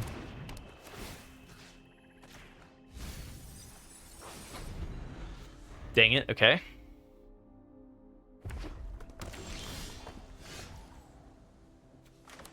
Since I'm going to play Oko on 4 and I already have the 4th land, I might actually hold Dance and just play out the Varmint.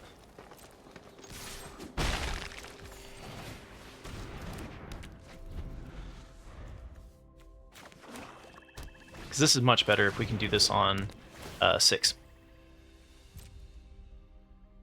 Opponent is doing graveyard stuff too, huh?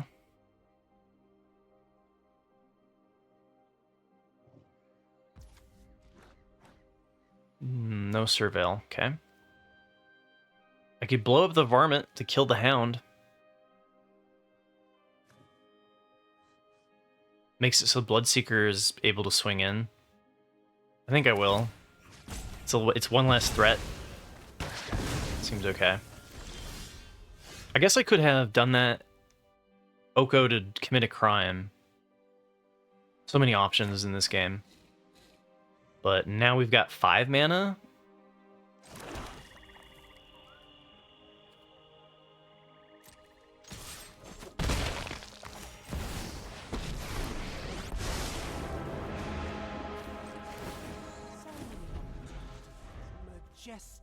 Badlands Revival again looking very weak here. Could just create a 5/5.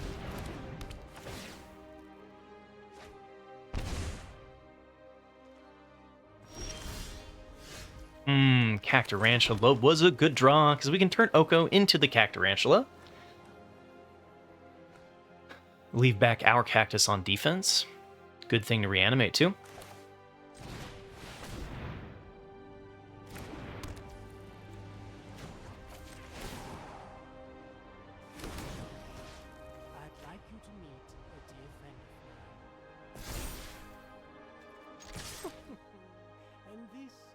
just a warm-up.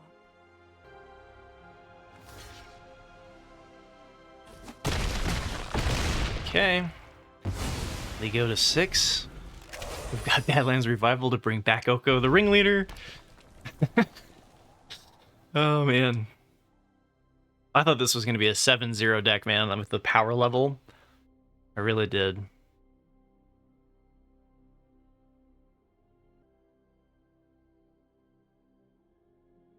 What do you do here? What can they play? They don't have 6 for ambush. Like, Gigapede would probably be their best out. Yeah, I just don't know what they're going to do against 2 Cactarantulas coming at them next turn.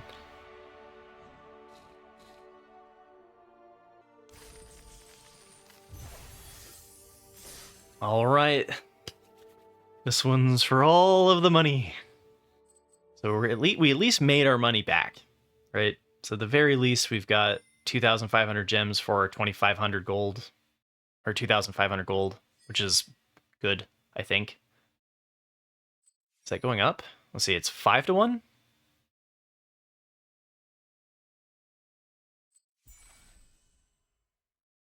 Math. Anyway, we turned 1,000 gold into 1,000 gold into 100 gems, which is like buying a 10,000 gold entry to draft. So it's down actually right now, but if we hit one more, we're good to go.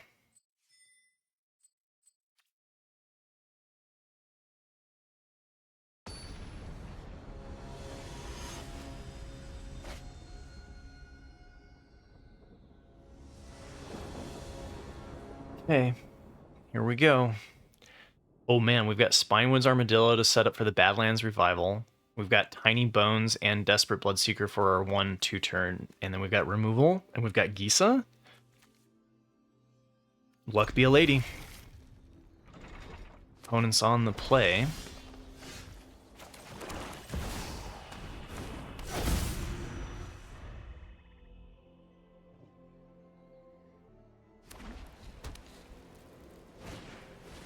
Mobile Homestead. Ugh.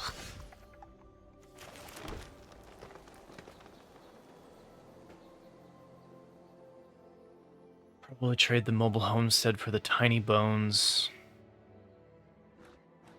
We could plot the the Beastbond Outcaster. It's not very impressive with my board. I could mill with the Desperate Bloodseeker, but then I'm likely to not hit a land.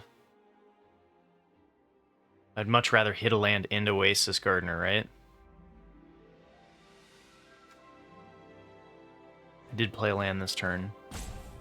So if I cycle the Spinewoods Armadillo, I guarantee I can play the Oasis Gardener. Save the Desert's Dew and the Bloodseeker for triggering Gisa. I think that's probably my best line. And then we go get black.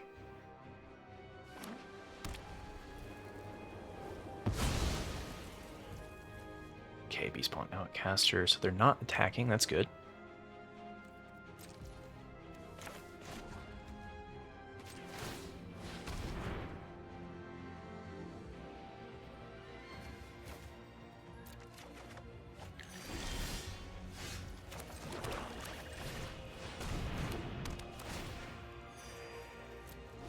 Okay.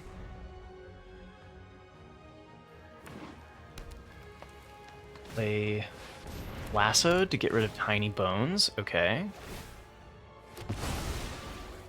That allows them to not crew. Wait, they could have played this in Crude. That would have been a more aggressive line. I'm going to guess that they don't have more removal. And this was the plan.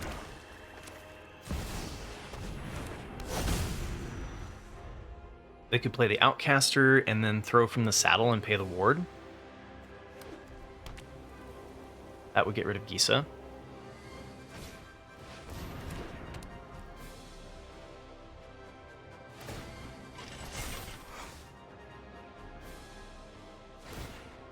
Yeah, can't block here. That was good. That was a good line.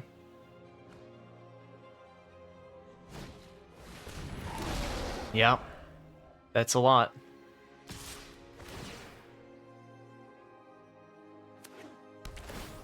Ooh, into a conduit pylons. That's nice.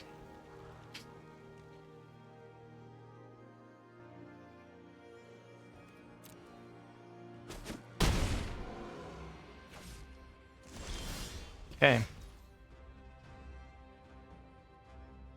We've got 5 mana.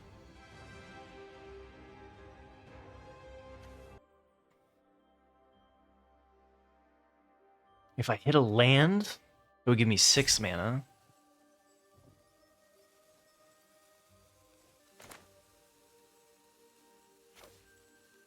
This holds up Desert's Dew.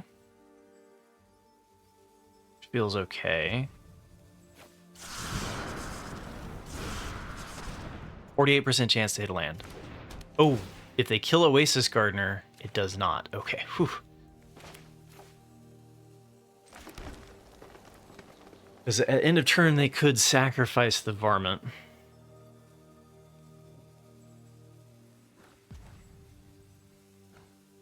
I could Bloodseeker here and mill them to get the zombies. I don't mind that.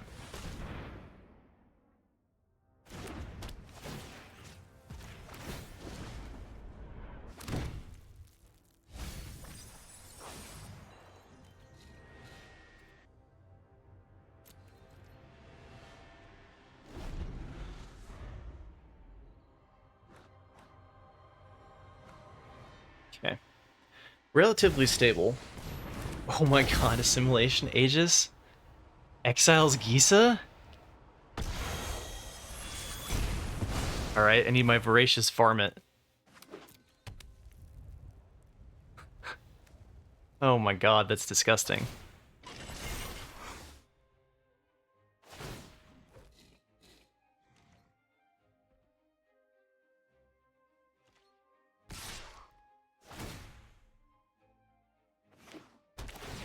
And they hit. Wow, okay. Dang it. Oh, so the answer for Gisa was super rough.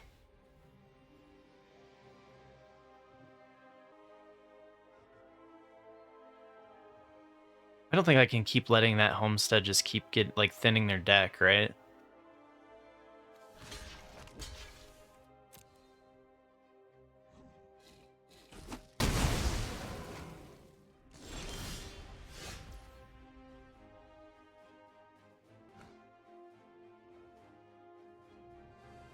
Okay, so Voracious Varmint can kill the Oasis Gardener. They're gonna get a Gisa? I can't believe they had the Assimilation Aegis.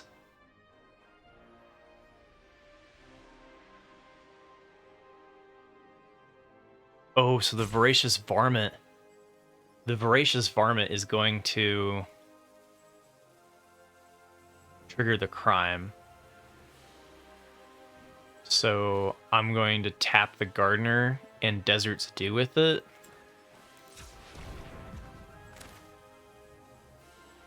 To pray that their last card isn't a crime. They've got Ranch too. I'm in trouble.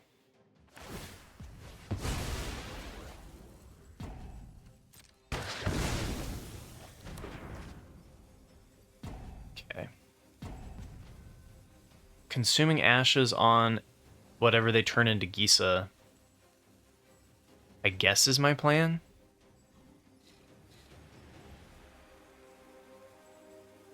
Or I could try to trash the town. I think that's next turn.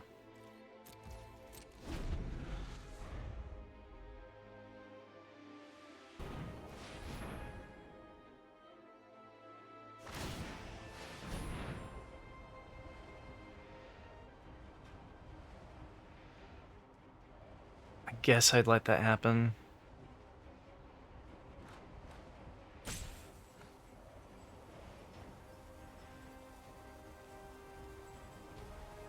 It's upgrading a 1/1 though. If I remove the 1/1, then they have to turn one of their other things into Gisa.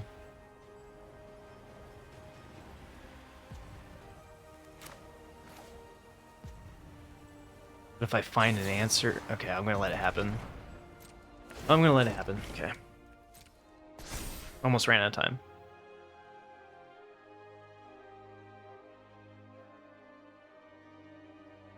I don't have any timeouts. Okay, here we go.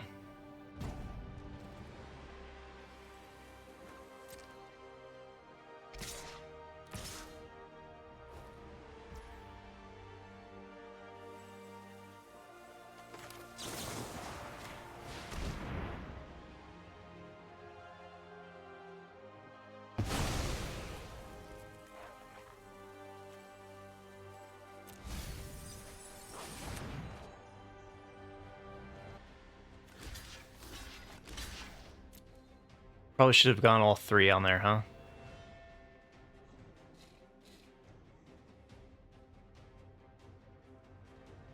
I'm just like, if they don't have a board, then a simulation age just doesn't work, right?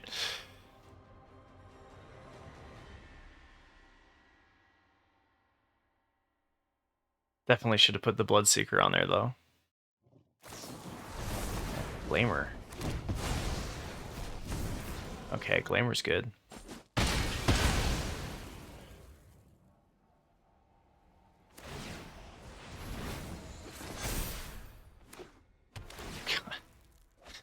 Dang, that was good.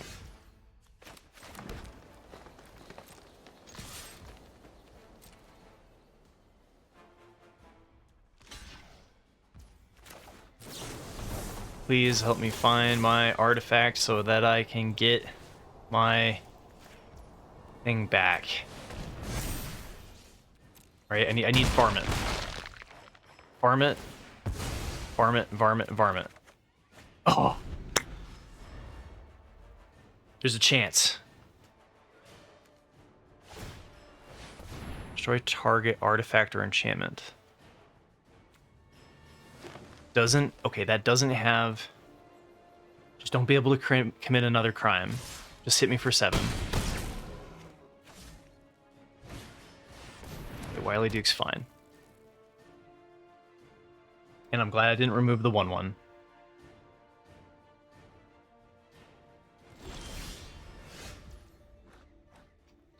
Okay, so Varmint costs 3 to do.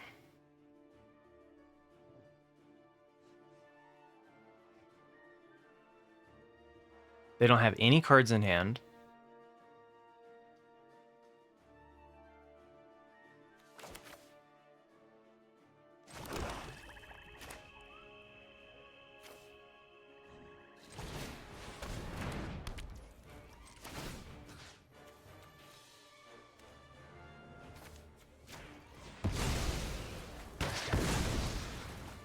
Okay, Gisa's mine again.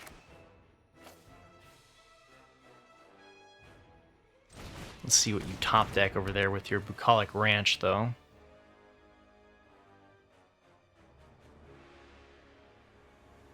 I think I actually will trade this against Wily, right? It's an 8-point swing. I don't like them being able to top deck into something that can saddle and give them draws. It is agreeing to take 4 damage, but we're gaining that 4 damage from Desperate Bloodseeker, so I think the attack here is okay. And now every one of my deserts spawns things off of Gisa.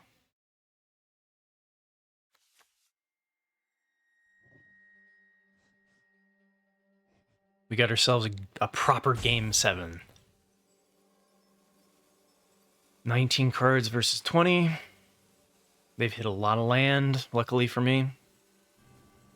Yeah, the only reason why we're in this game is because half of the cards they've drawn have been lands.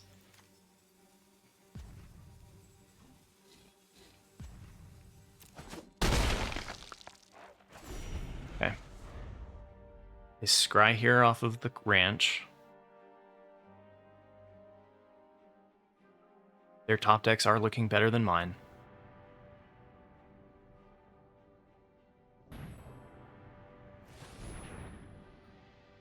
Well, they're thinking about what to tap manually for what they could draw. Keeping up their Servile, or their Conduit Pylon. So I wonder if they have an off-color thing they could hit. Alright. That's a good draw for them, because then they hit a mount off of Ranch. That's devastating. Now they can draw cards with Wily Duke. So we need an answer.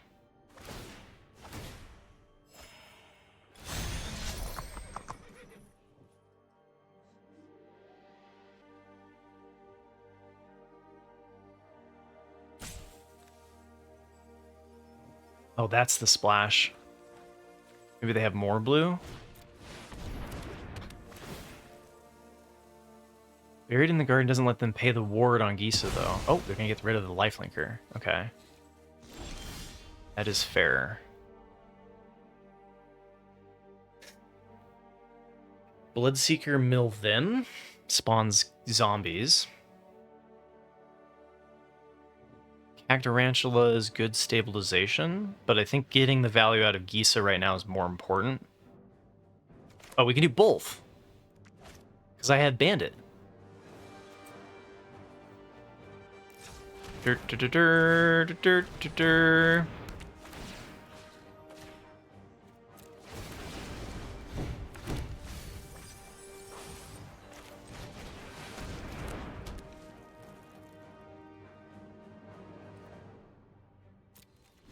Okay. I mean, they've got some good stuff, right? They can fix their stuff with the ranch. Then they've got a draw engine off of Wily Duke that gains them a life and draws a card each turn. We got her. This is good. This is good. And we still have Bonny Paul too. And a Badlands revival, which would bring back Spinewood's Armadillo. I don't know, our deck goes pretty hard late game, so this should be interesting. The mounts are all showing up now.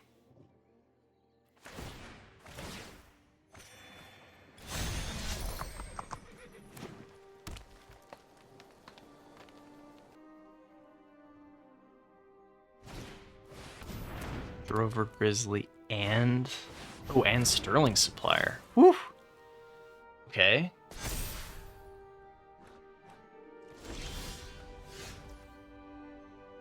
Dance of the Tumbleweeds commits a crime by finding the blue-black land, which spawns even more zombies.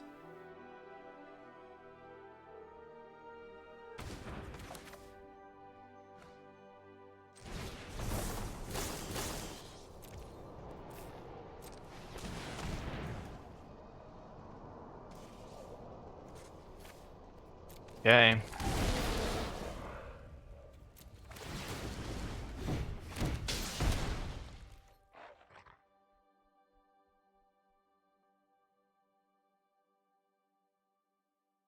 We have to think here.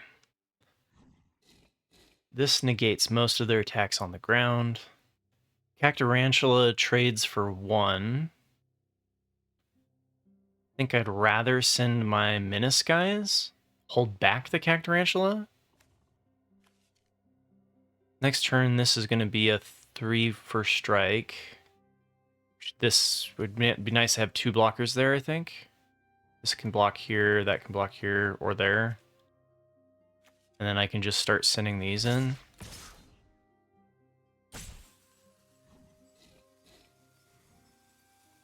Seems right. Could be more aggressive in attack with the Cactarantula too, since it trades with the Drover Grizzly. But I'd rather try to get the card draw off that.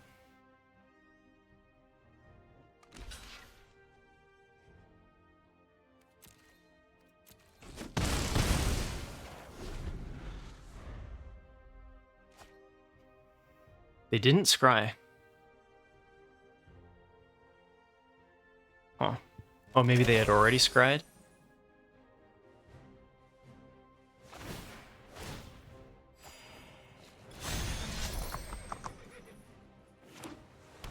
Ooh. Another blue. Did they have Bonny Paul? Oh gosh, they're down to 10 cards though. And Bighorn, okay. They're going wide.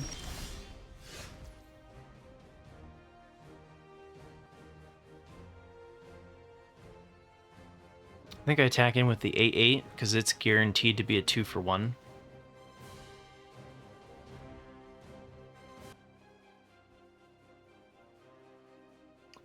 I could also send in the 3/3s, but I think I wait. I think I'm just going to send the 8/8.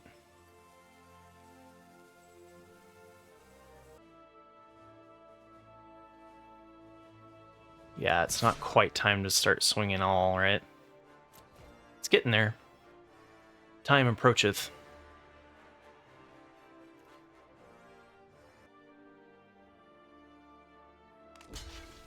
Just jump block it. That's fair.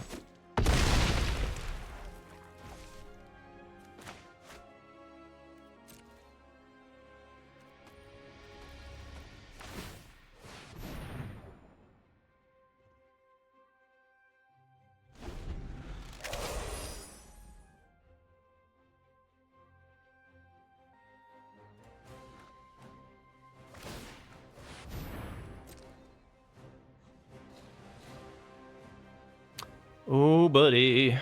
Come on. You're down to 9 cards? Okay, we could win by mill, too.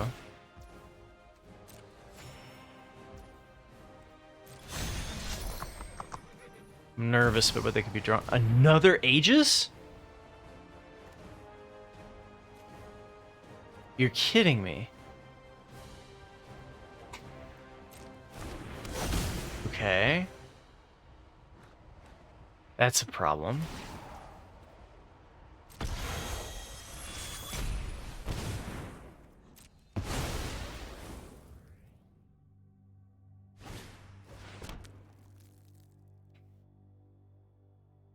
I can't believe they had 2 Aegis. That's not cool. Like, Gisa twice? Okay, I could get Betrayal at the Vault.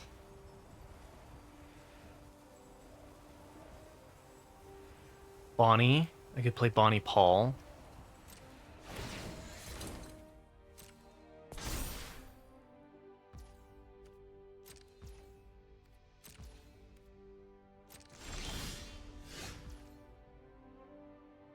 Damn it! Oh, you're kidding me.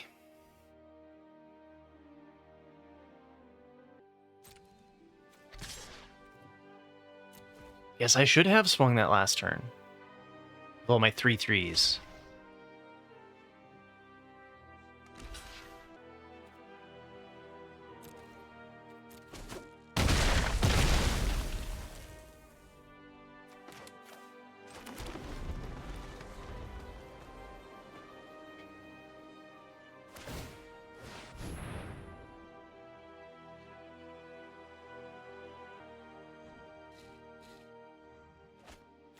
Down to 7 cards.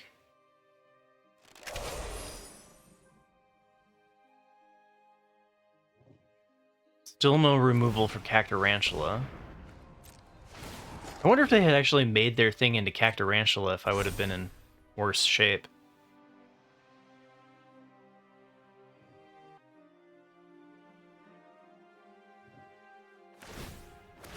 Okay.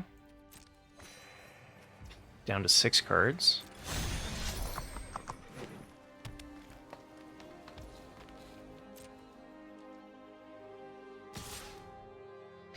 Wait. So they have an answer for Cactarantula now.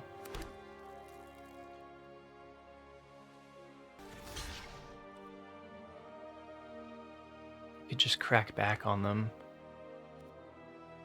They do only have 4 blockers, but... what would this be?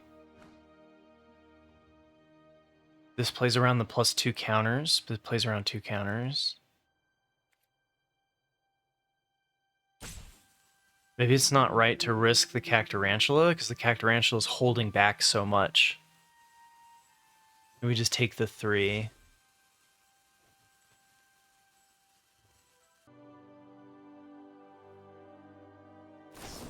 Yeah, so it was trash. Okay.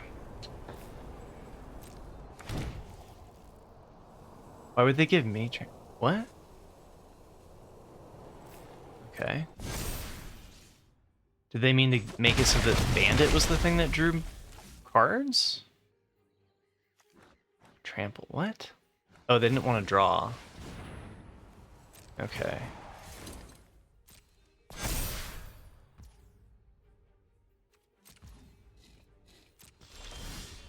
Bad time to draw a bunch of lands. Dang it. Okay, we still have Bonnie Paul.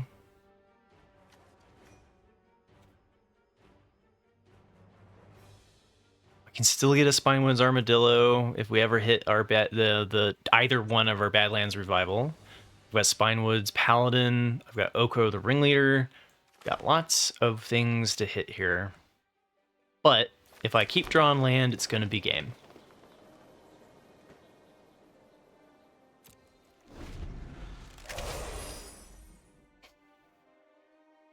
We have to survive 5 more cards.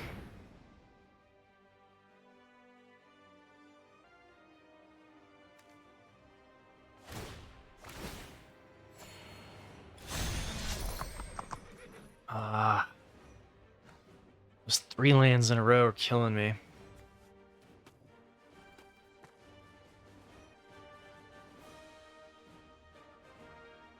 And now that Sterling Supplier is very likely... Maybe I should have just traded there.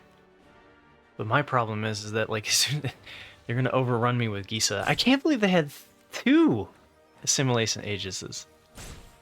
Oh my god. Alright. Outside of hitting a Bonnie Paul, it's not looking good.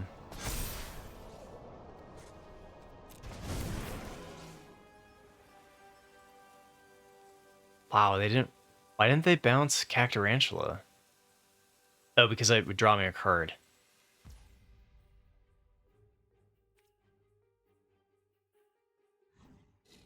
Okay.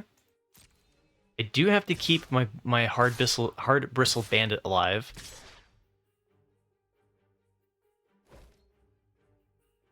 So that I can hit Bonnie Paul.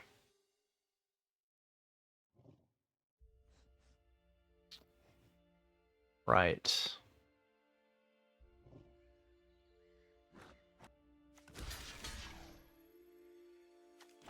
Lose both that way. I take 12 damage? Is this saddled? Wait.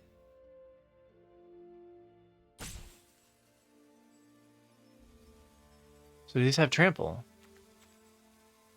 Why didn't it give him trample?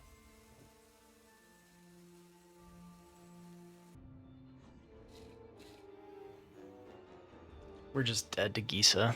Dead to my own bomb. Oh, even if I hit Bonnie Paul here.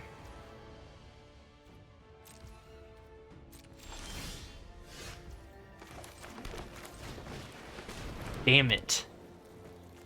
Damn it. We had Bonnie Paul, both Badlands Revivals, Spinewood. Oh, we just didn't draw our top end. I feel like if I ran this list back again, it's an easy 7 wins.